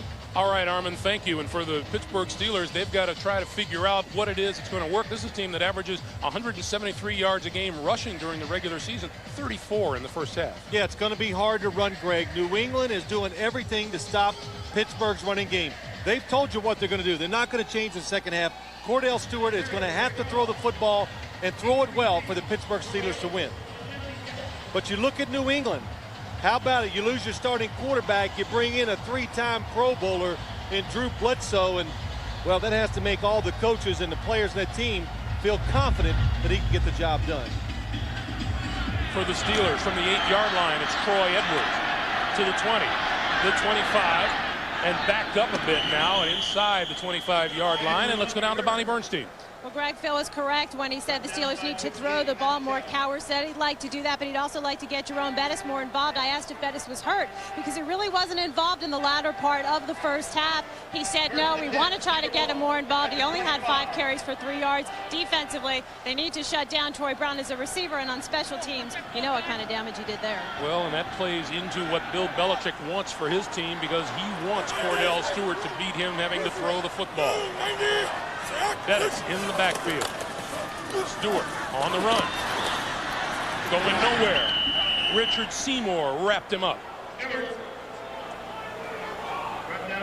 Loss of 2 on the play. It's 2nd and 12 as you look at the numbers from halftime where the Patriots have the edge in both passing yardage and total yards.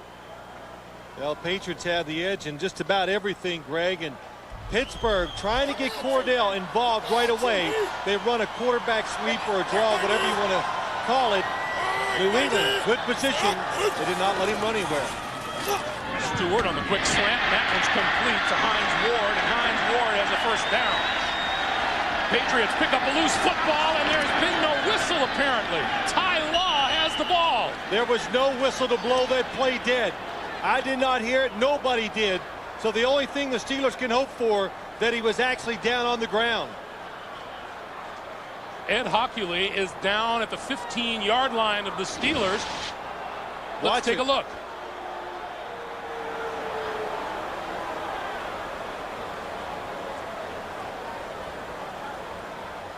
Well, that's going to be another close call for Ed Hockley.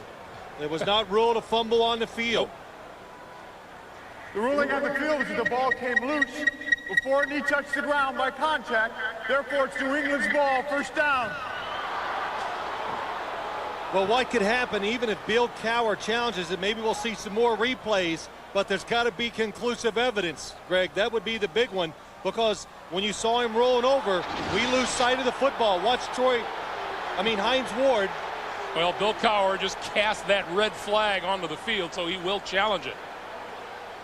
And there is a little doubt as you could see the arms move before his knees hit the ground.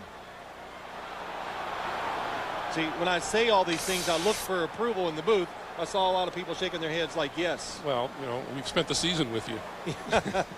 Meanwhile, Bill Cowher has gone to the sidearm delivery now with the throwing of the red flag. Ruling on the field that the runner was knocked down by contact. Again, you'd have to have conclusive evidence.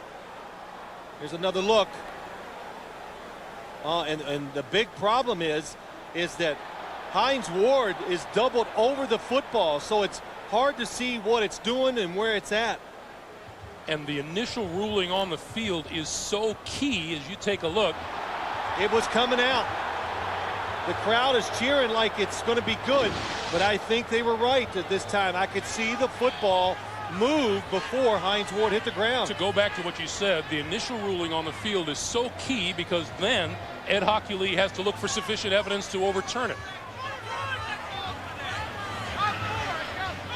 Let's take a look at this last one. As he's turning, now watch. Nothing is on the ground. The football moves. Am I right? Do you see that? The football absolutely was moving. I thought that Hines Ward was doubled over so much that it was difficult to tell. Well, and here I'm saying I think I might have seen the football moving. So, Greg, what it's coming down to is there enough to overturn it for Ed Hockley from what he can see? That's right. I don't see enough there to help the Pittsburgh Steelers. And will this change the outlook on this game for the Steelers. What they do on offense and defense, I'm saying is if New England gets some points out of this. Boy, if this challenge fails, then the New England Patriots have a red zone opportunity right off the bat here in the second half. Boy, just to show you body language, what it means and how it really tells you what players are thinking and they're feeling. Let's look at it one more time. But the Patriots offense sprinted onto the field after the play was over. Is it moving? Was it moving there? Well, the fans are convinced, but they are definitely of a preference. Yeah, let me just say this. As his knee hit the ground, that ball showed up pretty quick, so it just didn't move once it hit the ground. It had to be moving before that.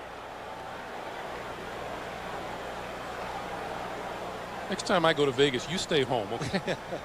No, I still was right in that first call. After reviewing the play, the Pittsburgh player's helmet hit the ground before the ball came loose. Therefore, the runner was down by contact. Result of the play is a first down at the 44-yard line. Please reset the clock to 14:18. All right, well, you couldn't see the football. Watch Hein Ward's helmet. The only thing, your hand, your foot, or the ball keeps it moving. So they're saying his helmet hit the ground, so the ball was still in possession. The helmet would be the same as the elbow, Greg, as we were talking about the play before. So Bill Cowher feeling he caught a break with 14:18 to play here in the third. And the New England defense back onto the field. You think Ed Hockley's going to sleep well tonight? I'll bet he does. He's getting some running in from the replay booth to the field because it's about as far away as you can get it. And he's going to go over and discuss it with Bill Belichick. Well, the line of scrimmage is the Pittsburgh 36.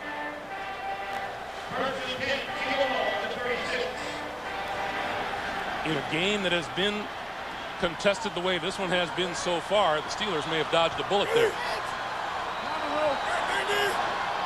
Bettis and Whitman in the backfield. Lost the football. It's on the ground at the 35, and this time the Patriots say they have it, and they do. Wow, so many times today, Cordell Stewart is having trouble with the snap. That's got to be about 4 times. I've seen him double catch it twice. He fumbled it once before, and this fumble. Teddy Bruschi came up with the loose ball. Well, I really can't see what causes Cordell. It looked like a good snap. It looked like he did not stay with the center long enough, and who gets the recovery? Teddy Bruschi. Teddy Bruschi, number 54. Line of scrimmage, the Pittsburgh 35. Drew Bledsoe calling signals. Brady still on the sideline. Bledsoe going deep and overthrows Troy Brown, number 80. Brady's pass. Well, the quarterback has changed, but the philosophy sure hasn't. Well, this is where they want to take the shots, Greg. Once they get down inside the 40 near the 30-yard line, again, the Steelers, no blitz, so they're going to allow the quarterback to get that little bit of extra time in these situations to throw it down the field. Tom Brady, taped at halftime, a spectator here in the second half so far. New England's offense goes to 5 wide receivers on 2nd and 10. That will be David Patton. Patton dodges the first tackler and is wrestled out of bounds at the 33-yard line. Chad Scott was the first man to hit him. It'll be 3rd and 7. Well, I'm just thinking about as I watch the game, Drew Bledsoe. I was thinking about, you think about the game the night before, even as an announcer like a player does, and I thought about Drew Bledsoe last night going, wow, what a tough season that he's had to endure. But a lot of Patriot players and coaches give him credit for not being a distraction in a tough situation like he's been in. Even Tom Brady told us earlier this season it hasn't been a distraction thanks to Drew Bledsoe. 3rd and 7. Oh, look at the protection, and now it breaks down, and he throws it and flips it over his head. There's a marker down. And a second marker is down. He must be feeling good. Thinks he's Michael Jordan doing a reverse layup or something, throwing it without looking, but he flipped it over his head, trying to hit J.R. Redmond. Again, the blitz. Look at the protection. Rodney Bailey, number 94, and Drew Bledsoe throwing the football. Watch this. He sees the running back. Wow. There were That's fouls dangerous. by both teams on the play, holding defense number 31. There was also intentional grounding by the quarterback, number 11. The penalty's offset. Replay third down. Yeah, so they called that intentional grounding, and that is a good call. He's avoiding the sack, even though I really believe he was trying to get it to the running back. Sure, right number there. 21 was right there in front of him. So we'll replay the 3rd and 7.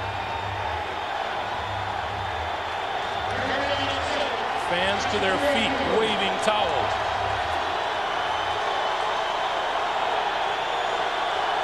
Steelers had not trailed at halftime all season long in this stadium.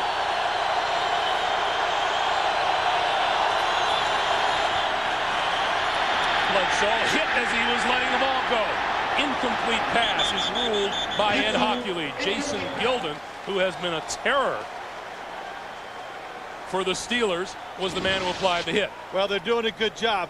Why does he get hit here? It's just because they cover him down the field. And Drew Bledsoe, well, that's a close play too. Did he get that arm moving forward before he's hit and fumbled the ball? But it does not do any good. It wouldn't be great for Pittsburgh to challenge that play. They could not get possession of the football. On 4th and 7, Bledsoe throws out to the side, incomplete. Troy Brown had it and had blockers in front of him.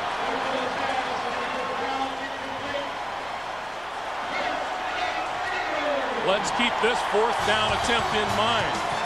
12:55 to play in the 3rd. We're coming back to Pittsburgh after this. By the NFL for the private use of our audience. Any other use of this telecast or of any pictures, descriptions, or accounts of the game without the NFL's consent is prohibited. Thursday on CBS. For 7 years, no drama had beaten ER until CSI came along. See why it's the most watched drama of the season. Don't miss an all-new CSI Thursday here on CBS, America's most watched network. From the 32-yard line. Stewart to throw. Down the middle. Complete. Close to the 50-yard line. Plexico Burress. First down, Pittsburgh. Well, that might be as comfortable as I've seen Cordell Stewart all day long. Finally gets some protection. Gets a receiver who's open and just throws it perfectly into the chest of Plexico Burress. On the outside, Otis Smith is on the outside of the receiver, so where they want to throw it, you want to throw it inside. How about that hand-to-hand combat between Hines Ward and Ty Law? Burress just 2 catches for 31 yards.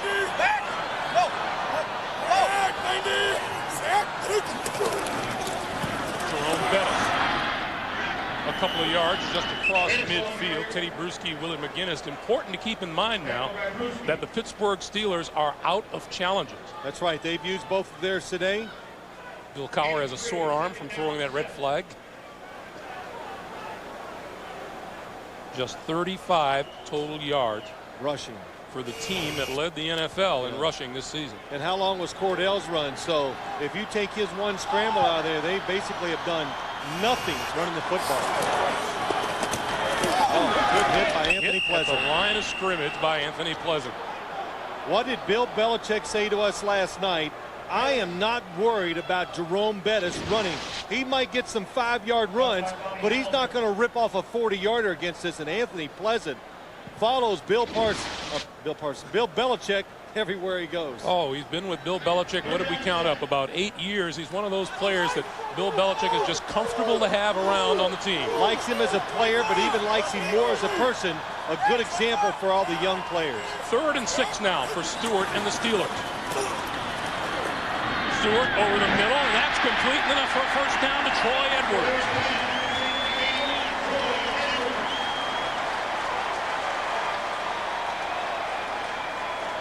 Nice job again, Cordell Stewart, just being patient.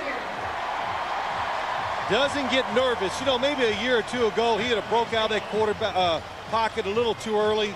But this time, all the way from the outside, the Patriots matching up. Troy Edwards does not catch a lot of balls, so they put Shaw on him, who is the 4th defensive back. From the 42, penalty markers fly. Stewart over the middle, tipped, intercepted. Bucky Jones has the football. Still on his feet and down at the 32-yard line. My guess is that the Patriots jumped offside. Anthony Pleasant jumped early.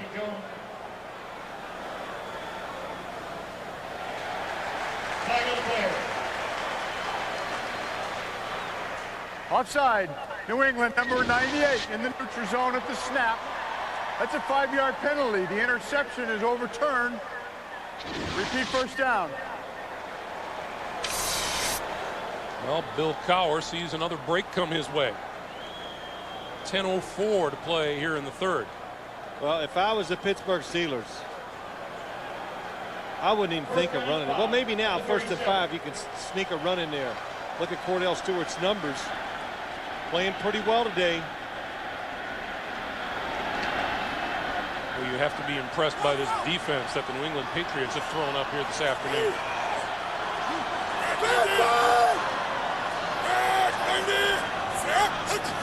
1st and 5. Stewart's going to throw it. Going to go down the far sideline. It is incomplete, and a penalty marker is thrown. Plexico Burress working against Otis Smith. What did Hines Ward tell us? He said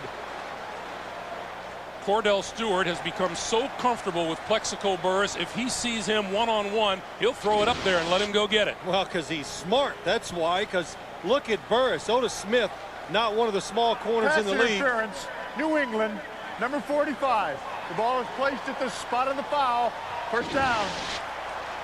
And Plexico Burress, Greg, is such an intimidating and such his size. It's easy for a quarterback to throw those footballs up to let him go over the top of the defensive back or stop and make the throw that you throw behind him. Plexico Burress has scored 7 touchdowns in his last 11 games. First down from the 21. Stewart to the corner of the end zone and overthrows everybody. And that was Otis Smith over there, who appears to be following Plexico Burress all over the field. He is. He's matching up against him, and they're putting Ty Law on Hines Ward. But again, Otis Smith, knowing the defense, knew he had help inside, and Burress is making moves, but he's not going for him because he knows he doesn't have to.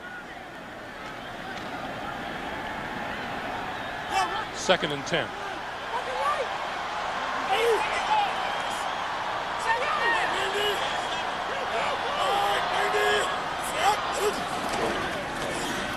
Stewart on a draw to the 17. Boy, did you see how tight Otis Smith was on Plexico Burress? Yeah.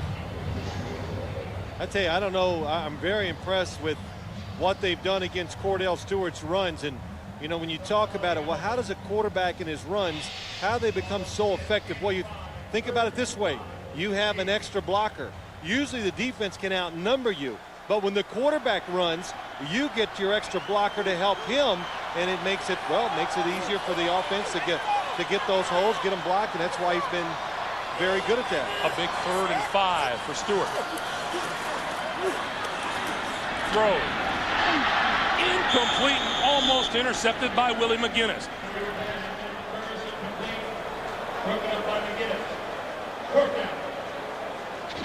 I didn't even see Willie McGinnis. I'm watching the receiver. It's Burress. He's open. McGinnis covering the back. Does a good job falling off and getting his hands up. So here's Chris Brown to attempt what will be about a 34-yard field goal.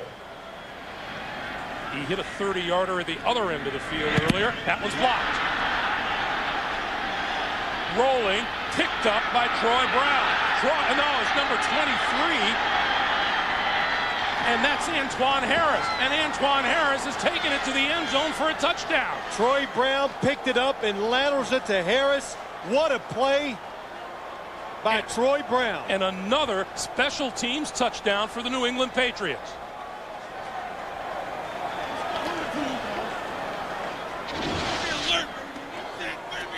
Here's the kick. We think Brandon Mitchell, 96, comes through, knocks it down, and Troy Brown, nothing to lose, goes for the pickup. Nice pickup, and then gets rid of it. Antoine Harris, a second-year defensive back out of Virginia, took it the rest of the way, and Adam Vinatieri is on to add the extra point. Troy Brown took it about 11 yards. Harris the rest of the way about 49. The kick is up and the kick is good. 8:51 to play in the third quarter. The Patriots extend their lead to 21-3. Bringing you the miracles of science for 200 years. And by Chrysler, drive equals love. Pittsburgh on a beautiful day, but Steeler fans don't think it's looking so terrific right now. Their Steelers trail 21-3.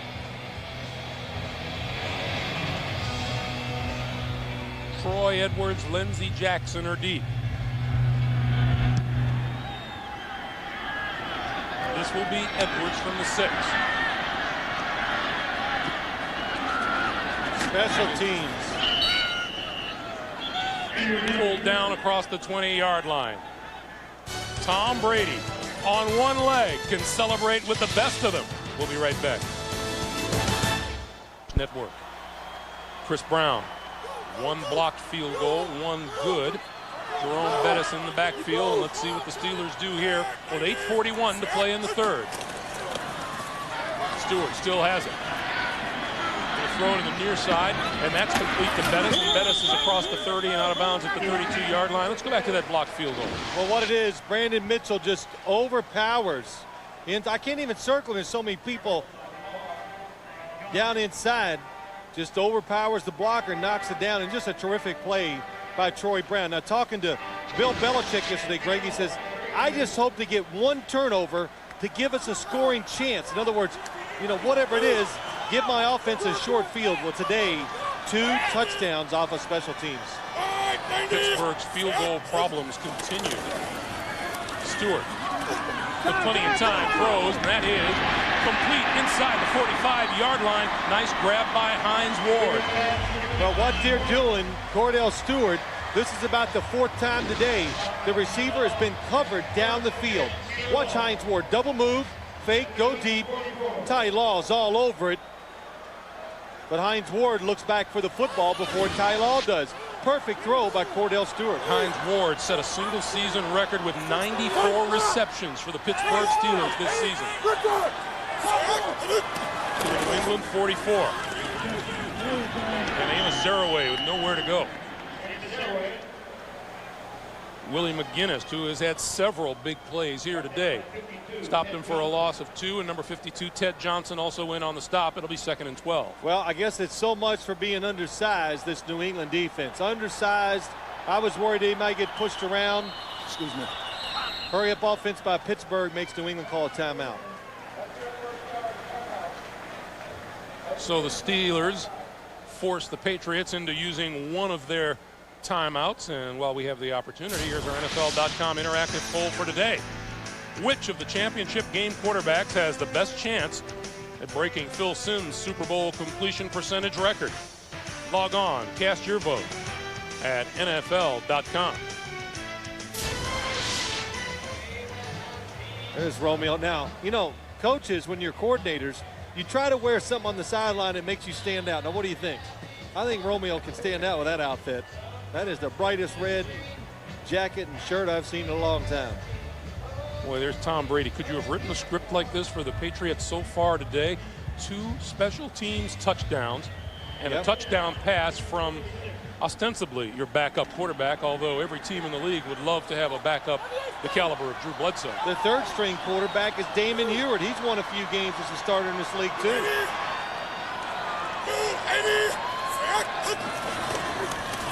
On 2nd and 12, Stewart eludes the rush, pulls it down, and now is on the run.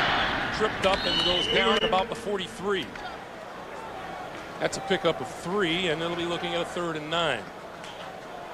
That's what happens. You know, the better the competition gets, usually it makes it much harder for quarterbacks to run, and that's what we've seen here today. New England in good position. Of course, they're very knowledgeable of the fact that Cordell Stewart will run with running plays, and he'll scramble out of the pocket when receivers are not open.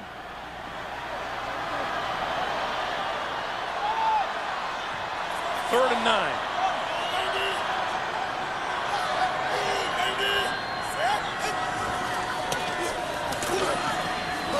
Stewart with a little pop over the middle to Zeraway. Zeraway inside the 30, inside the 25, and out of bounds. First down, Pittsburgh. What a nice job. Cordell Stewart hanging on to the football. But Amos Zeraway acted like he was going to block, and at the last second, he snuck out of the backfield, and Teddy Bruschi has no chance to get over and cover him. He's up to the top of your screen. He snuck out, and Teddy Bruschi does not see him come through the line of scrimmage. Nobody covered him, and that's why he was wide open for the first down. Amos Zeraway, the Steelers' leading receiver on the day with 4 catches for 50 yards. From the 24. Comes the blitz. Stewart throws far side, and that one is complete to Ward.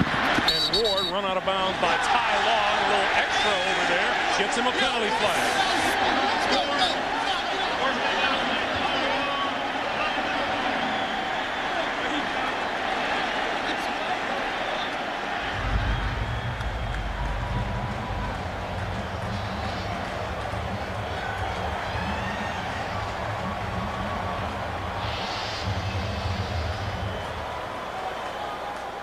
Personal foul, unnecessary roughness, New England. Number 24, half the distance to the goal, automatic first down. The one statement that comes back to me from Ty Law when we talked to him yesterday, we're not good playing passive football. Yeah, they like to be aggressive. Here's why he was upset. Hines Ward straight arm to his face for a long time. Patriots committed just 1 penalty in the win over the Raiders last week. That is their 8th today. Hines Ward told in training camp this year by Bill Cowher, you will be the starter, and he rewarded the coach with a solid year. First and goal for the Steelers. Stewart throws at the goal line, batted down by Tebucky Jones, intended for the tight end, Jeremy Tooman. Well, I got to tell you, this is the play. You remember I was talking to Bill Belichick about a play that the Steelers always run? This penalty is against the Patriots.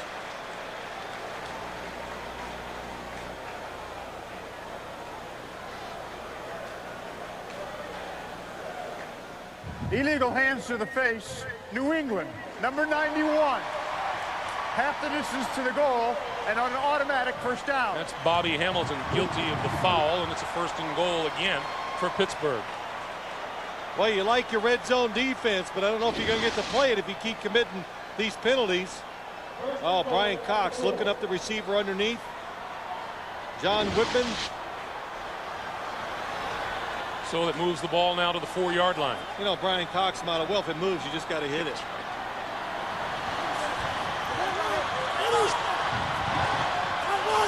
Zeraway and Whitman in the backfield.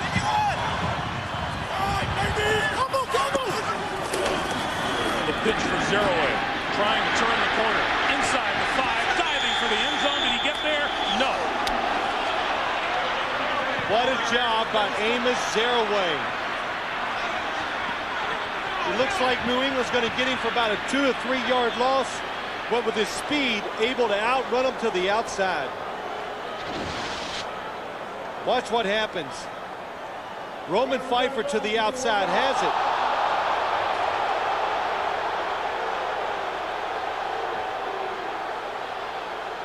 Well, you know what?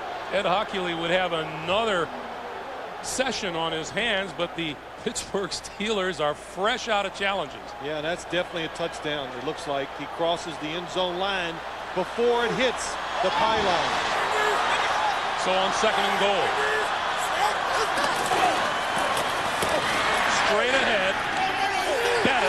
for the end zone. No touchdown call yet, and now it is.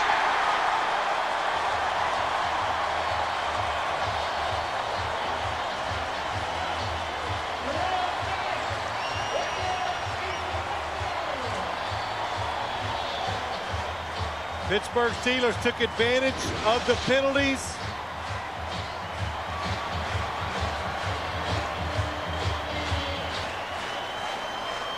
And the bus keeps on rolling at the goal line. That is the 16th rushing touchdown here at home for the Steelers this season. Opponents have registered just one. That one came on the regular season finale. Chris Brown's extra point attempt is good. And a little pushing and shoving down on the field by the goal line. 5:11 to play in the third quarter. Jerome Bettis back on the field, back in the end zone. 21-10 Patriots. Growing and protecting your wealth.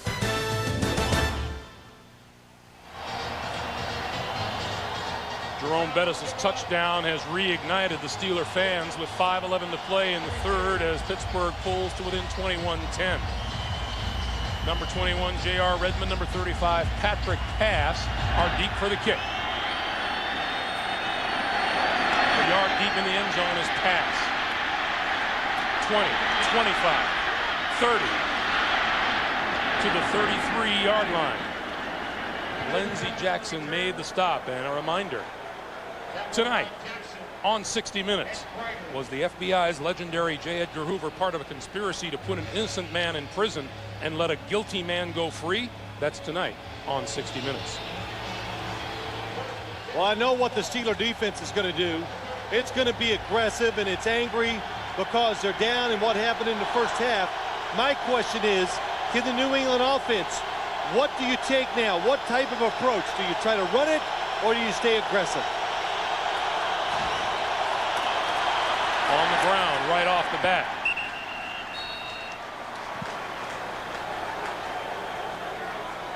Antoine Smith carrying the ball for 3, and it'll be 2nd and 7. No, we talked about what New England, Greg, what they wanted to try to do. Throw the football, throw it down the field, all that. And I remember saying, well, what do you... And they said, if we get way ahead, we're going to start running it. And I laughed. I go, oh, if you get way ahead, like that's going to happen. But they do have a sizable lead. Of course, way ahead is open to interpretation, too.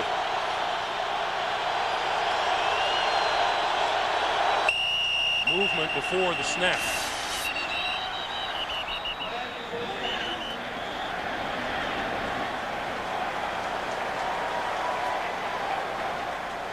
Before the ball was snapped, false start. New England, number 77. 5-yard penalty, and it's still 2nd down. The right guard, Mike Compton, moved early. Well, when you only have one wide receiver in the game, that pretty much tells you you're going to run the football. But now they take Antoine Smith out. Look at the penalties. A lot of times, too, Greg, you look at stats like that, you get more penalties when you're playing a team that's more aggressive and faster. Hard to block when they get in position sometimes. Bledsoe over the middle. Redmond separated from the football.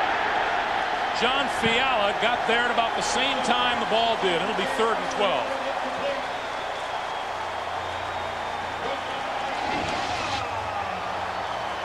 Fiala in place of Earl Holmes. In good position. Boy, nice hit. Now, what the Patriots have to watch here, and you can feel it, the Steelers getting up a little bit ahead of steam in the momentum department.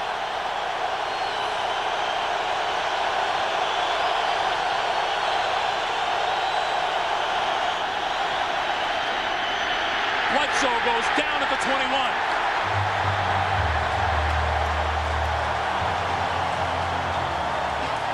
Little crossover action on the front defensive line by the Pittsburgh Steelers, and they got to the quarterback. Well, the initial pass protection is very good. They're blocking them. There's another movement up front. Bledsoe has the time, but the receivers can't get open quick enough.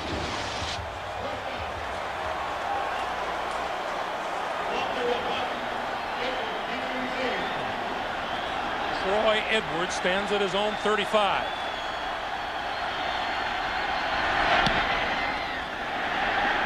Low, bouncing, taken at the 40. Coming this way, gets a big block. Midfield, going back the other way to the 45, the 40. Pushed out of bounds by Walter at the 32-yard line. A 38-yard punt, a 29-yard return.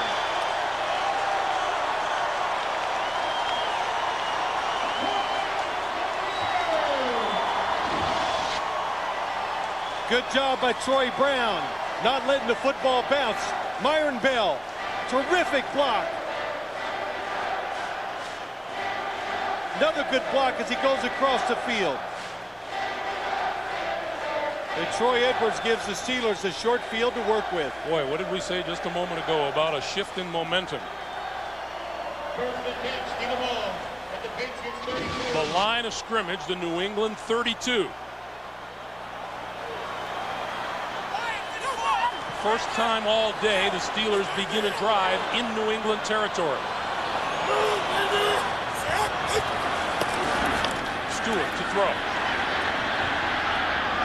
Deep sideline pattern. It is incomplete and out of bounds. Plexico Burris, the intended receiver. Well, the one thing you can never question, watch Burris, he is out of bounds. Has to jump and catch the football. Never gave Cordell Stewart enough room to throw the football, but when you talk about Cordell Stewart, you heard Bill Belichick talk about him last night, Greg. He went out to Colorado when he was a senior and timed Cordell Stewart, all the running backs and wide receivers, and he goes, wow, the fastest guy out there is the quarterback. Plus, he has a really strong arm. On 2nd and 10. To the near side, and that is Kreider out of the backfield, and Kreider belted out of bounds by Ty Law.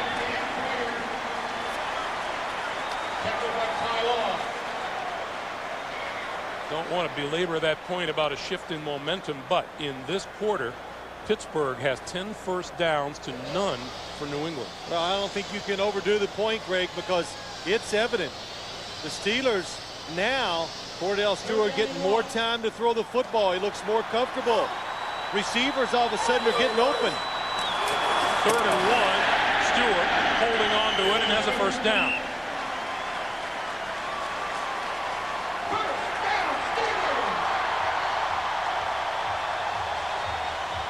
And you know, sometimes in situations like this, it does become easier for you. You're behind. You're the aggressor. You're the one taking the chances. And on the other side, you don't know what to do. You're backpedaling, trying to protect, hoping something goes good for you, and it becomes harder to defend when you do that. It's like the fight in the last round, who has to have a knockout to win. 2:05 to play in the 3rd. Stewart throws wide open. Inside the 15-yard line is Burris. Burris still on his feet and now out of bounds. And penalty markers are down.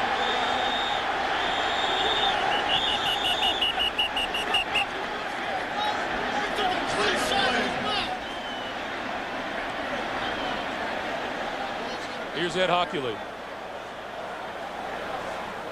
There was no foul on the play. The runner had already stepped out of bounds. The run did result in a first down, though. That's a big break for the Steelers. Hines Ward gets a block in the back. Here it comes against Ty Law.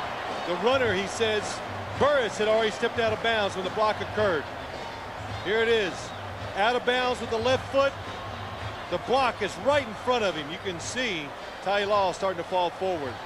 Cordell Stewart missed Hines Ward in the back of the end zone. He was wide open for the touchdown. The ball just outside of the 10-yard line. 1st and 10 for Pittsburgh. Zerouay. Zerouay up the middle. Touchdown!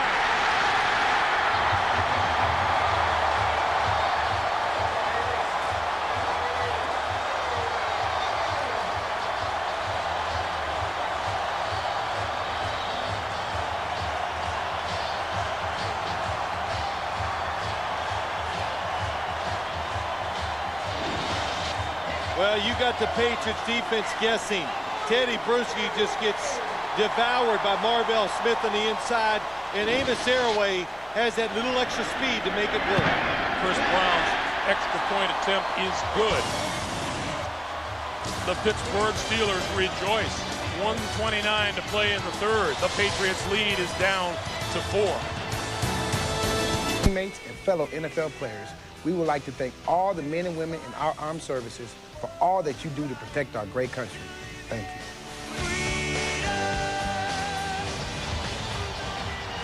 All right, Jerome, welcome back to a fired-up Heinz Field where Steeler fans have seen Troy Edwards' 28-yard punt return set up Pittsburgh's second touchdown in the last 3 minutes and 42 seconds.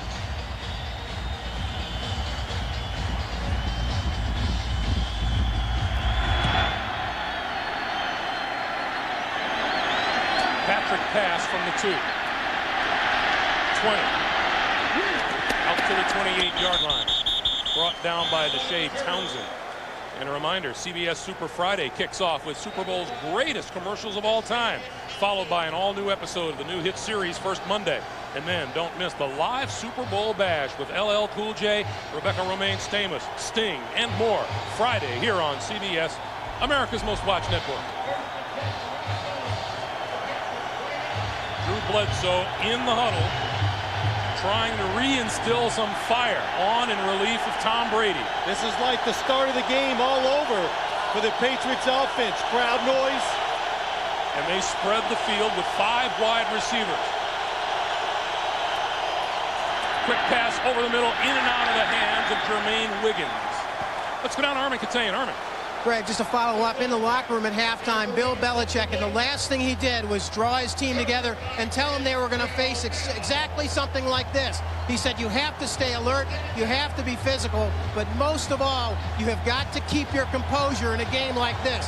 Composure that is going to be sorely tested right now. Back to you. All right, Armin.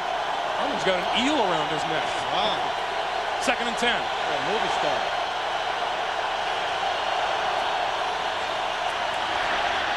Bledsoe throws, and on the in-cut, that's complete to Charles Johnson, number 81. Wow, what a throw. Brent Alexander on a big hit. The New England wide receivers today, when they are catching the football, they are paying the price. But another rocket by Drew Bledsoe. Beautiful. On the sideline, Tom Brady cheering Drew Bledsoe on as the Patriots register their first down this quarter. It comes with less than a minute to play.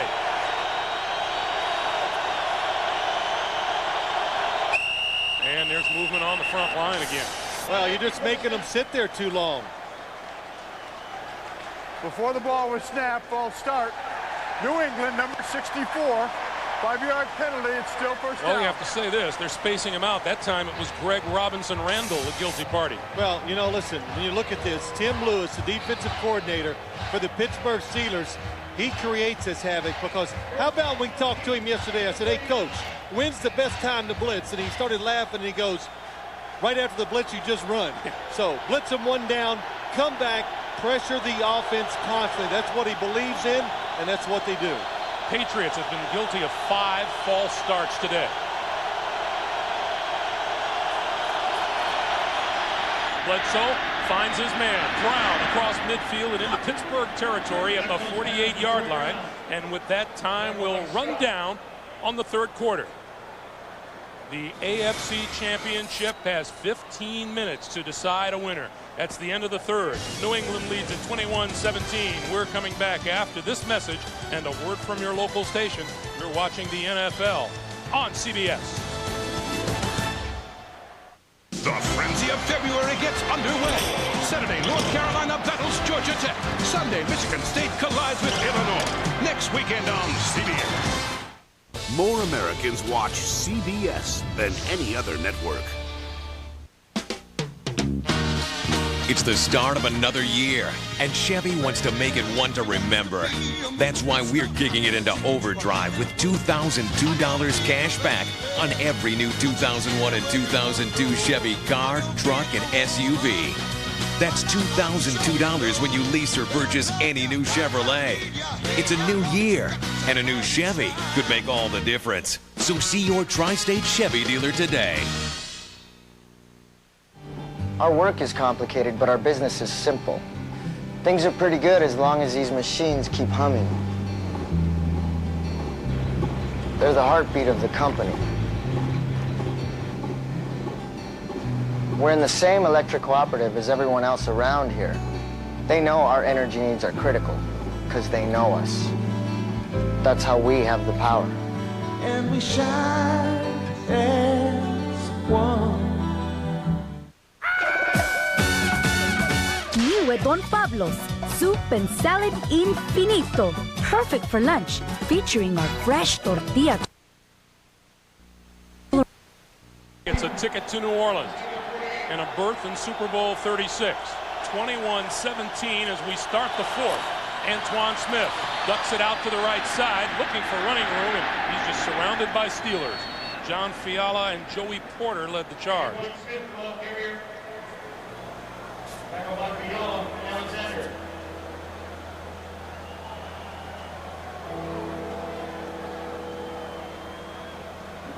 It'll be second down.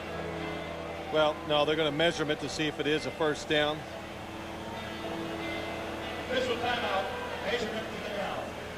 And from the spot of the ball, it looks... Don't guess. I know. Don't even do it. It was easier in the snow last week.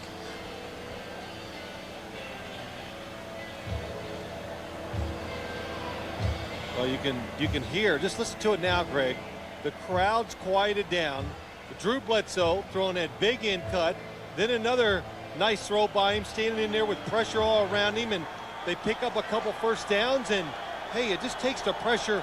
Again, I've said this, off the play calling, it takes it off your offense. They've changed field position, and always on offense, when you get a first down or two, it puts you in rhythm. It just makes it a lot easier to execute the plays. Bledsoe with a touchdown pass in relief of Tom Brady here today. Antoine Smith cuts it back and finds running room inside the 40 to about the 38 or 39 yard line, and a little power running shown by Antoine Smith. Well, in patience, I don't know if it was patience or he just realized there was nowhere to go, and finally the Steelers, they just overrun the ball and he cuts it back for a nice gain. Antoine Smith, what I say last week, he told us, I got no wiggle in my game. I take it straight ahead, but that time showed a lot of patience to get the football up inside for good yardage. Straight ahead for a yard, not much more than that. Jason Gilden, who has had a monster game on defense, makes the stop after the gain of a yard, and it's 3rd and 3. You know, Jason Gilden, linebacker like the Steelers, they've had so many good ones in the past, but just recognizes the play and gets down inside before anybody can even get a hand on him to block him. The towels start to wave again. 3rd and 3.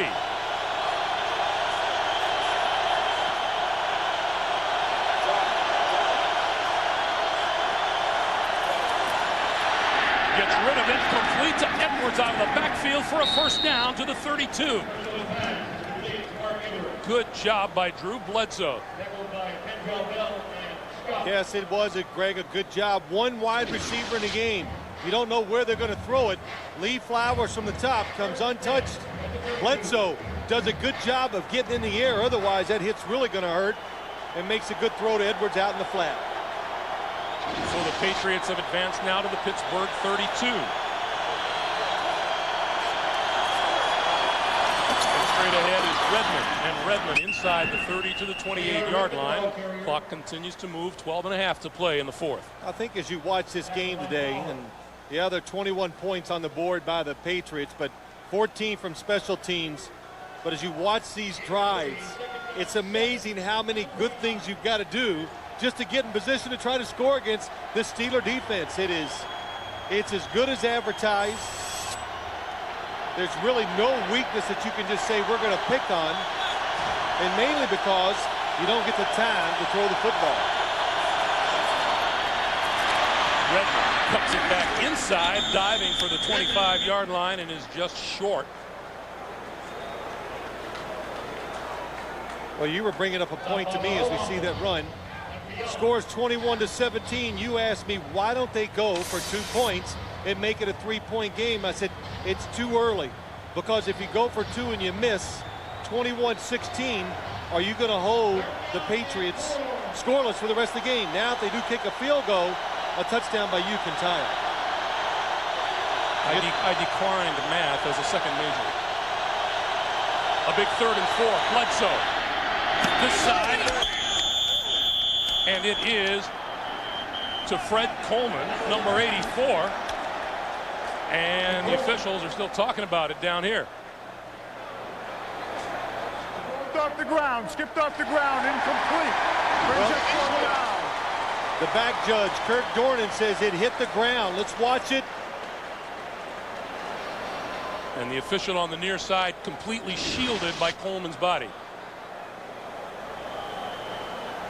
I think the Patriots are hoping to see if there's a replay that gives them a chance to challenge it. Bill Belichick throws the flag onto the field. That's his second challenge of the day. Let's watch it. Ground level. New England is challenging the ruling on the field that the pass was incomplete. Well, let's see what Ed Hockley is going to do here.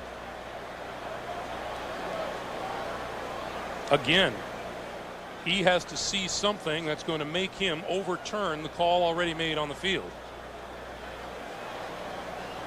Did you notice the difference in the way the coaches throw the flag? You know, Bill Belichick was kind of an underhand toss and just like lay it out there. And Bill Cowher did his with a little more fury. Cowher was trying to hit an official. You know, Phil, as we await this decision and this ruling, I mentioned Super Bowl 36 next week, and I know you agree with me. We want to send our best wishes out to our friend and colleague Pat Summerall for a great Super Bowl next Sunday in New Orleans. Well, you can't tell if he makes a catch here, Greg. It's just hard to see. Nothing conclusive there.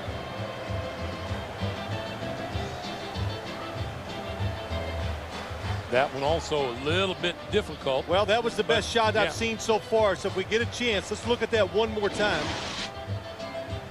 But to finish your point, yes, I do wish Pat Summerall all the best. And he called many of our games when I was playing for the Giants. Had a lot of opportunities to meet him, and a wonderful person.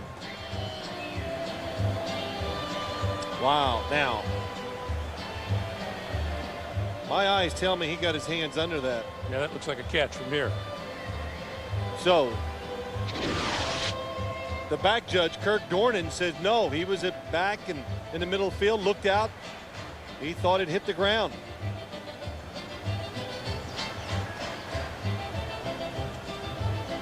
You know, you made mention of this earlier in the week, and I'm willing to wager that Pat Summerall called your name more often than I have this last few years. He didn't have my name with 4-letter words attached to it like you do. That's a pretty good shot right there. Like you see From which it's possible to tell whether the ball does hit the ground or not. Therefore, the ruling on the field stands as called, incomplete. It brings up fourth down. New England is charged with their second timeout. Well, I can understand why he does it. The last angle was the best we had, and not enough for him to overturn it. Yeah. And he's explaining it to Bill Belichick.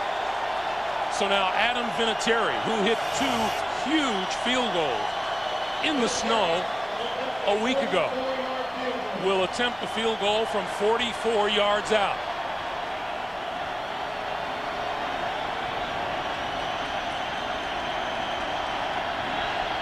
As he looks to give New England a 7-point lead.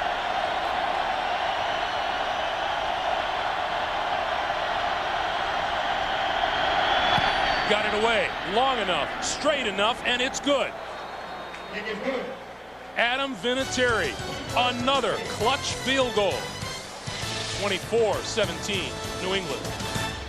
Aeneas Williams, touchdown. Aeneas Williams, touchdown. Oh, what a day for Aeneas Williams. It will be a day I'll always remember. I believe we're all here to solve a problem, and I was brought here to solve a problem, and Coach Lovey as well. And I'm just so excited that when you're brought in to solve a problem, you got the job done.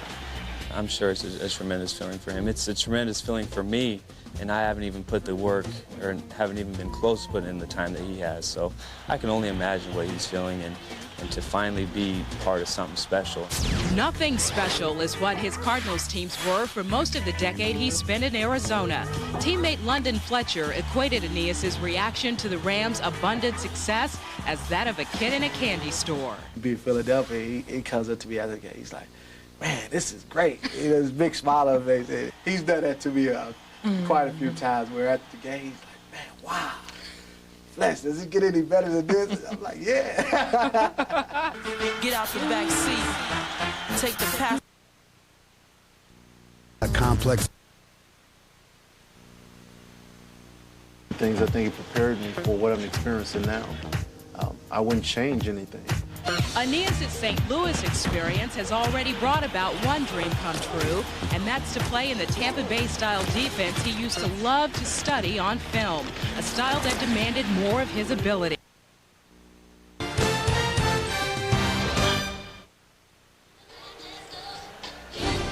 With all the marbles on the table here at Heinz Field in Pittsburgh, the New England Patriots invaded the lair of the Steelers and came out smoking. They lost Tom Brady early on, but Drew Bledsoe has thrown a touchdown pass. Special teams has contributed 2 touchdowns. And as we go to the 4th quarter of the AFC Championship game, it's New England by a touchdown. Greg Gumbel, Phil Simms, Armin Katayan, Bonnie Bernstein, and our ace CBS Sports crew. 11-12 to play in regulation. From the 7-yard line, it's Troy Edwards. 25, 30. And down at about the 33-yard line. And let's check in with Bonnie downstairs. Bonnie. Well, Greg, this might be a good time to point out that Bill Cowher told us in his 10 years coaching here in Pittsburgh, and keep in mind, he's taken this team to a Super Bowl and 4 AFC championships. He has never coached a team that has this much resolve and this much emotion on a weekly basis. And he talked about how they've won coming from behind and how they've won in overtime. And, of course, they haven't had Jerome Bettis in 6 games. And on Cordell Stewart, he said in '97 in the AFC championship, he was a happy-go-lucky kid. Now it's all about football. Thank you, Bonnie. From the 33, Cordell Stewart with the handoff, and Jerome Bettis can't get anywhere. I think Bonnie was reading my mind. That's not easy to do, by the way. But you know, Bill Belichick said I want to make this game, I want it to be won by Cordell Stewart. And right now, Cordell Stewart has done everything pretty well. He is not committed to big turnover. He's seeing the receivers when they get open most of the time, making good, safe throws, and it's just another statement of how he's improved and become a better quarterback, especially this year. Stewart to throw on 2nd and 10. Burris, and Burris just short of the 50-yard line makes the catch for a first down. Well, he got, you know, as I say that, Cordell got a little lazy on the throw. Really didn't fire his legs into it, so the football ends up being short, even though Plexico Burris makes the catch. Again, Otis Smith overplaying down the field, and the receivers are stopping, coming back, and making the catches.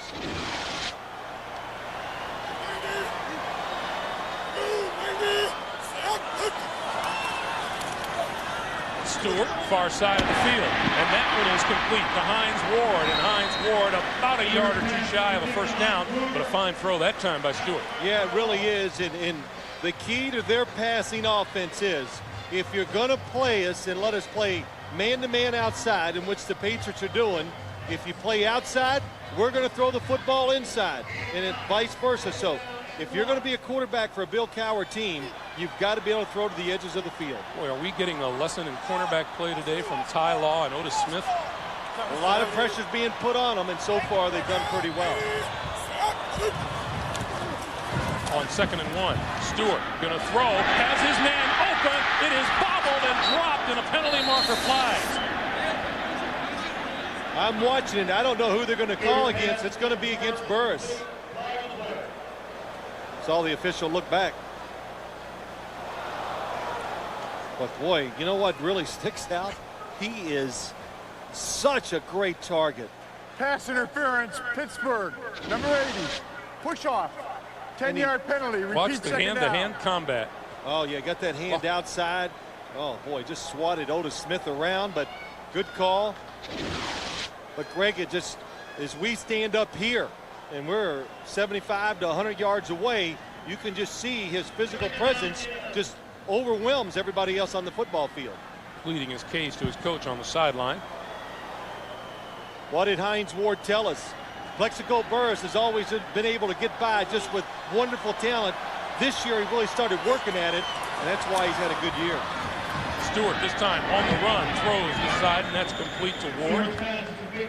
Yeah, Ward was saying he was one of the guys who took Plexico under his wing, taught him how to watch game film, encouraged him to do more work on his own. And run routes the proper way. Very common for college athletes to come into the pros and not have good work habits. So they think they're good until you get in the pros, then you realize you're not a worker, or, you know, doing certain things on the practice field right, because they've always been so much better than everybody else they've gone against.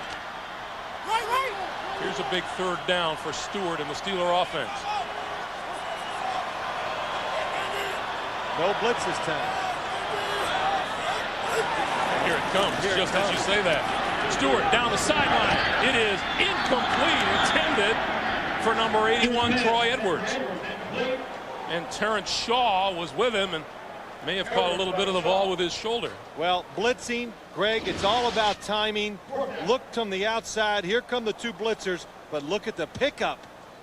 Zaraway with a good job, and Cordell Stewart recognizes it, makes another good throw. Edwards drops it. So Troy Brown is deep for the kick. Sky high. Fair catch called for. And Brown makes the catch at the 18-yard line, and we have a marker down at about the line of scrimmage.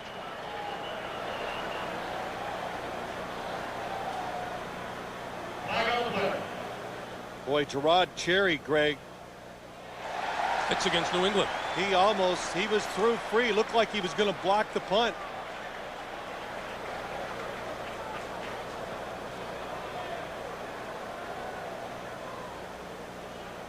After the ball was punted, holding New England, number 52. It's a 10-yard penalty from the end of the kick. New England keeps the ball, first down. So Ted Johnson guilty of the penalty. It'll back the Patriots up. Pretty bad field position, but they've got the ball.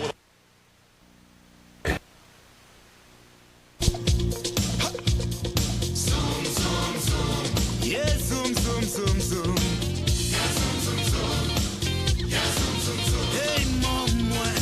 The powerful 2-liter Mazda Protege. Why should sports cars have all the fun? The NFL on CBS is sponsored by Miller Lite. Grab a Miller Lite. It's Miller time. DirecTV, the #1 digital satellite entertainment provider. And by IBM. E-business is the game. Play to win. Well, you've heard a lot about the Pittsburgh defense, and rightfully though this season. It led the NFL in allowing yards per game and rushing yards per game, and number of first downs allowed. And now it has the advantage of field position. Bledsoe to throw. Deep. This side of the field. Tipped and almost caught by David Patton. David Patton is so fast that you just can't even imagine him until you get in a foot race with him. But I couldn't see who put the pressure on Drew Bledsoe. If he has just a little more time, it's going to be a touchdown. Dwayne Wash, look at David Patton just pull it away. He gets his hand on the football. I think it was Kendrell Bell was on the blitz and got in the face of Drew Bledsoe, where he was about a 2 yards short on the throw. 2nd and 10.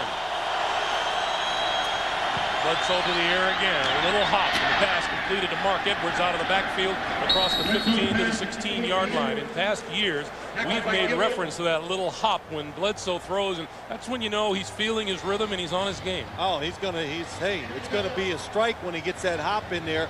And Greg, you know why? That means he gets the time, There's nobody in front of him, so he can hop. And when he does that, he's just too good. He's going to hit the receiver. Clock moving, 7:40 to play in the fourth. And a big 3rd and 3 facing the Patriots.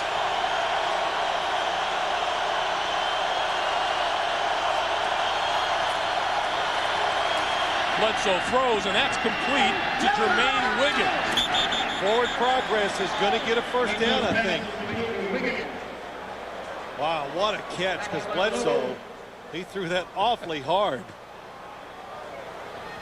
Jermaine Wiggins has turned into a weapon here the last couple of weeks.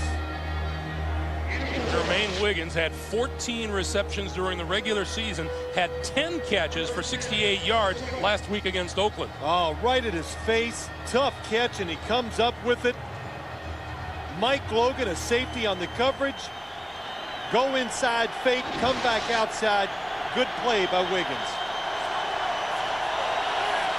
So a first down for the Patriots out to their own 20-yard line. Bledsoe throws this side, almost intercepted by Joey Porter. It looked like it was going to be one of those replays from last week where David Patton makes a catch on his knees. It never got that far. Well, I tell you what, I've said this a couple times today. It's just a case in point. These defenses, when you make these throws during the regular season, the linebacker never gets there, and all of a sudden you make the same throw, and Joey Porter almost intercepts it for a touchdown. The talent level has gone up. Decision-making has to change because of that. Bledsoe has thrown on 4 consecutive downs. This will be a 5th. Running out of time. On the move, and is down at the 20. Boy, good job. That's so hard for a quarterback to pull it down when he's trying to throw it down the field. And Drew Bledsoe looked at every single receiver. Nobody open. Just watch him. He looked down the field. He looks out for the short receiver. Then he gets both hands on the football to protect it. Good job.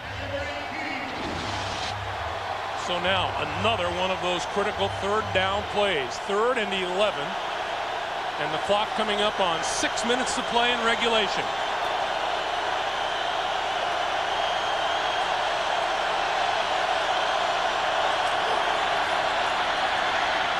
Bledsoe with time, lofts it out, and it's complete to Troy Brown and out of bounds for a first down.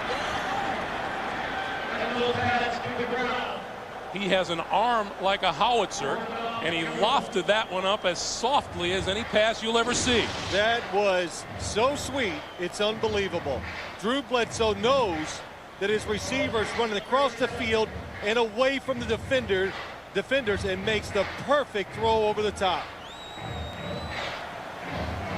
Look at the linebackers. Mike Jones, he knows the receiver's behind him, but there's so much more field to the outside, and Bledsoe, a perfect throw. Troy Brown, 8 catches, 121 yards today, and don't forget a huge punt return.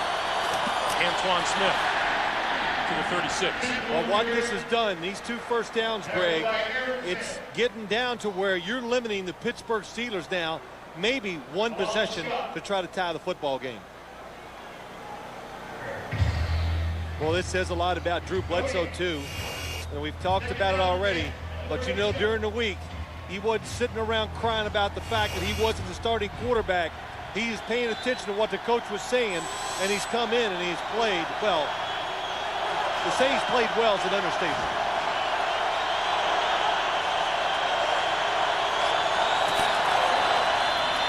On 2nd and 11, out here and overthrows Edwards, the intended receiver.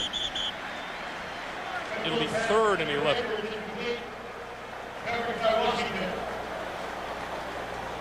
And also, I talk about the time of possession, cutting it down for the Steelers maybe to 1 possession, but also they changed field position.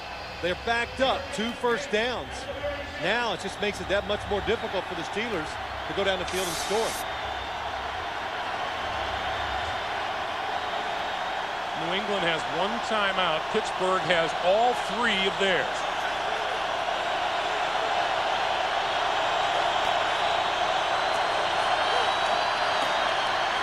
Bledsoe throws over the middle, incomplete. intended for Patton. And slow to get up is number 72, Matt Light. Yeah, Charlie Weiss wants pass interference. You know, I'll just make this point. You talk about scrambling quarterbacks. One thing big, tall quarterbacks have that other guys don't sometimes. Drew Bledsoe able to see over and stand in there to the last second to almost complete the pass. Troy Edwards stands back at his own 23. Short. This one bounces and he picks it off at the 21. And is knocked out of bounds. Forward progress will be marked at about the 21 or 22-yard line. 42-yard kick, 3-yard return, and Cordell Stewart with 4 kicks open, presented by Xerox. That's coming up next. Duffy Waldorf in the lead by a shot as we return to action here in Pittsburgh. 4:21 on the clock. Stewart, quick slant, Burris across the 30 to the 32-yard line, and that's pretty close to a first down. You know, one thing I noticed, why New England's been blitzing and why they did it coming in this game, because they're playing zone defense and not attacking the quarterback. They're not covering receivers, and Cordell is completing passes with ease. 11-yard pickup, first down. Stewart and the Steelers going without a huddle.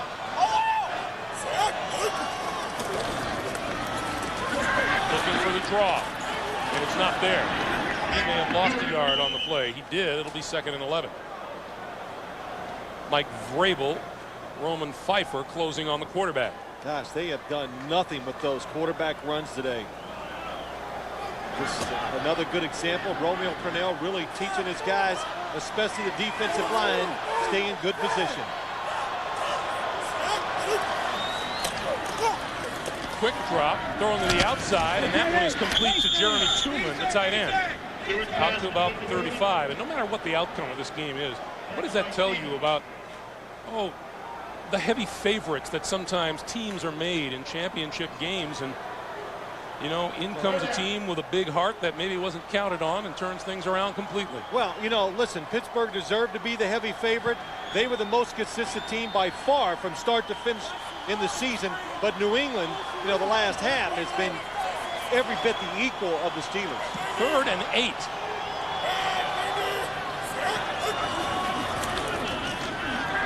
Plenty of time for Stewart. Throws over the middle, bounced up into the air and intercepted. To Bucky Jones, has the football inside the 40, inside the 35-yard line. Cordell Stewart trying to hang in there, throws the football about 1 yard too far in front of the receiver. Watch Cordell Stewart, nice view. You're the quarterback. He looks to the outside. It's Hines Ward. He leads him too much, and Bucky Jones makes a nice interception. 3rd turnover of the day by the Pittsburgh Steelers.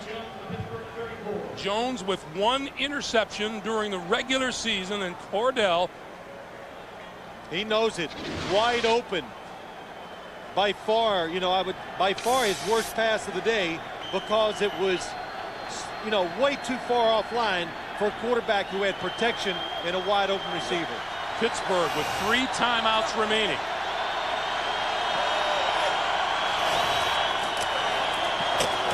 Antoine Smith to the 33.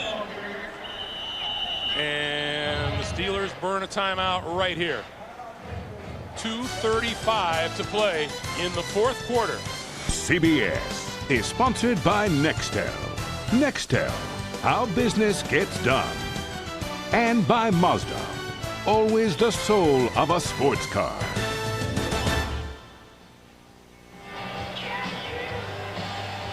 What a tale of 3 quarterbacks here at Heinz Field today. Cordell Stewart, Tom Brady, and Drew Bledsoe.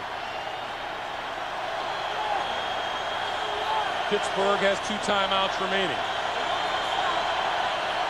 And now Bledsoe calls timeout. And that is the 3rd and final timeout the New England Patriots have. We remind you, Saturday, the 9th of February, join the NFL's biggest stars for the 2002 Pro Bowl. Tom Brady, well, maybe he'll be there. Depends on that leg. Cordell Stewart, Kurt Warner, Marshall Faulk among those expected. Check your local listings. Well, the Steelers, what they got to do on defense here is they have to sell out, make sure you don't give up any yards. There's Tim Lewis, the defensive coordinator, because a field goal is going to cost you the game. And right now, if it was a field goal by the Patriots, it would be about 50 to 51 yards.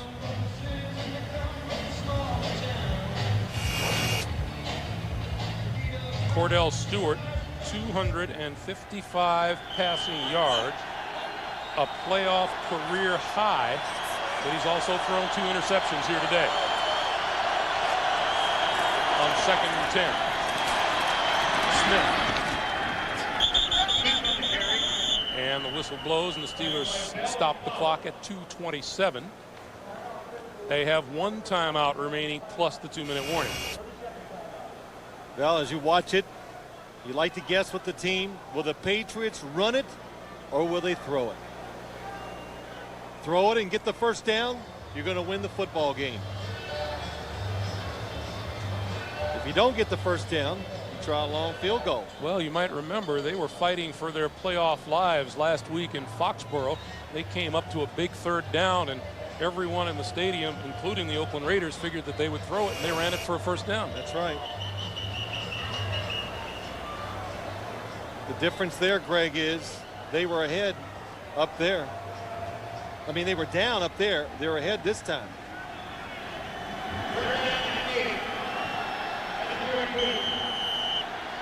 Third and 8.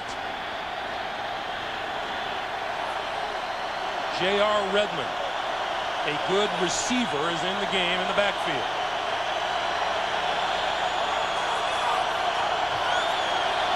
Same play they scored a touchdown on. Bledsoe steps up, throws to the far sideline, nobody there, incomplete. Same play, they threw the touchdown pass earlier in the game, and this time the Steelers changed defense, and they covered very well. And here comes Vinatieri.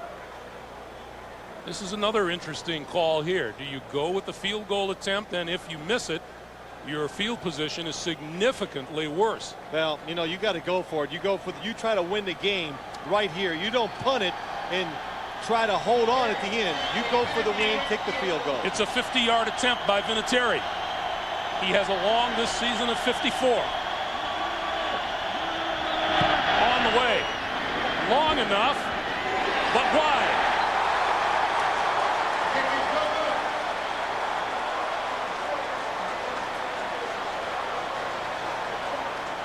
Boy, Adam Vinatieri hits it solid. You could hear the sound on your TV.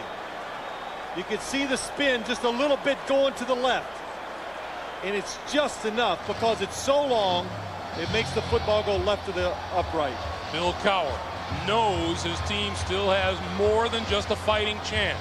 2:15 on the clock. 1 timeout remaining, 60 yards from the end zone. Wow. Wow is right. Just sit back. With your seatbelts fastened. Who goes to the Super Bowl?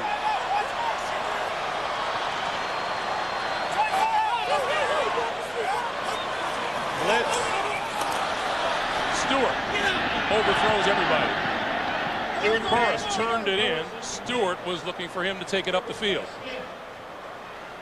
Boy, you see coaches so many times. I've watched NFL films, and you stand on the sideline. What do we do? Well, you do what you've done the whole game, and that time again, the Patriots with the blitz, and they make Cordell Stewart basically throw it away. 2nd and 10.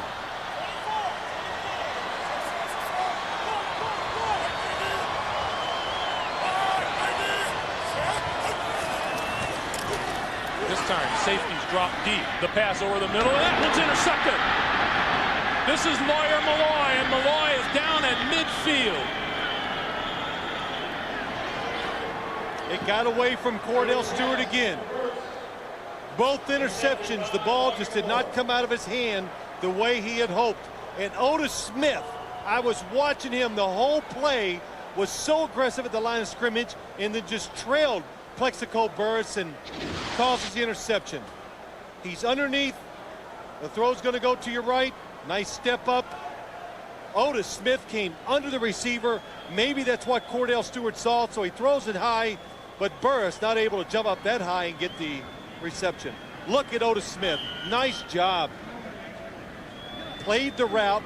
He guesses, and Bill Belichick knows that's it. His last 3 throws result in 2 interceptions. And now on the ground, Antoine Smith will take it to the 2-minute warning. 1:56 on the clock. The Patriots are that far from New Orleans.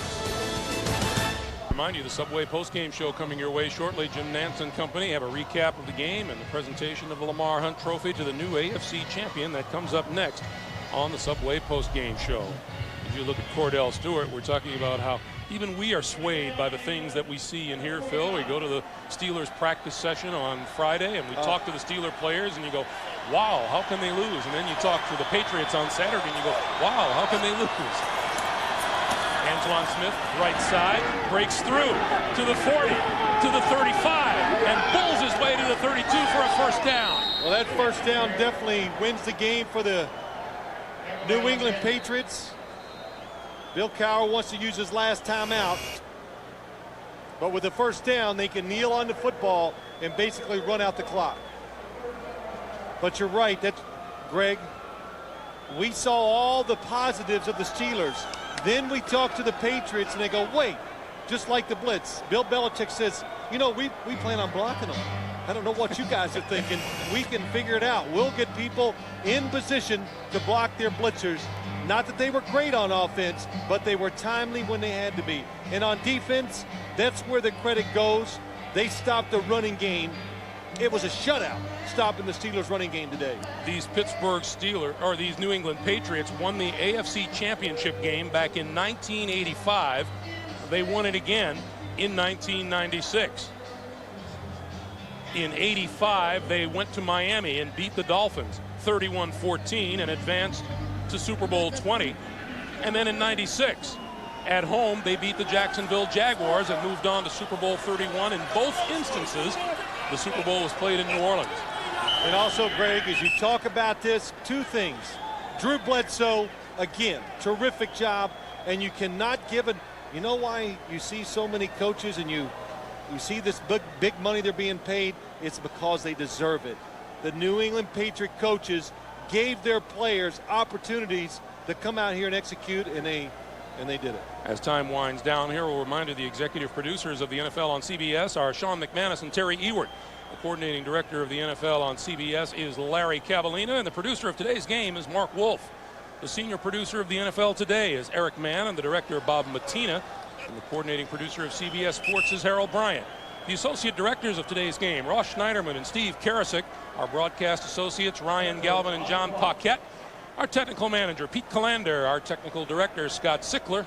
Our audio supervisor, Phil Adler. Our production manager is Rainey McHenry. And all season long up here in the booth, our spotter, Mike Gluck, and our statistician, Ethan Cooperson. Jobs well done all season long, along with, of course, the best crew around. There's Bill Belichick, had his 2 sons. They come into our meeting yesterday. All dressed up. Dressed up and with school books. They had to do homework while they were down here with Dad. The New England Patriots have come into Pittsburgh and done the unthinkable.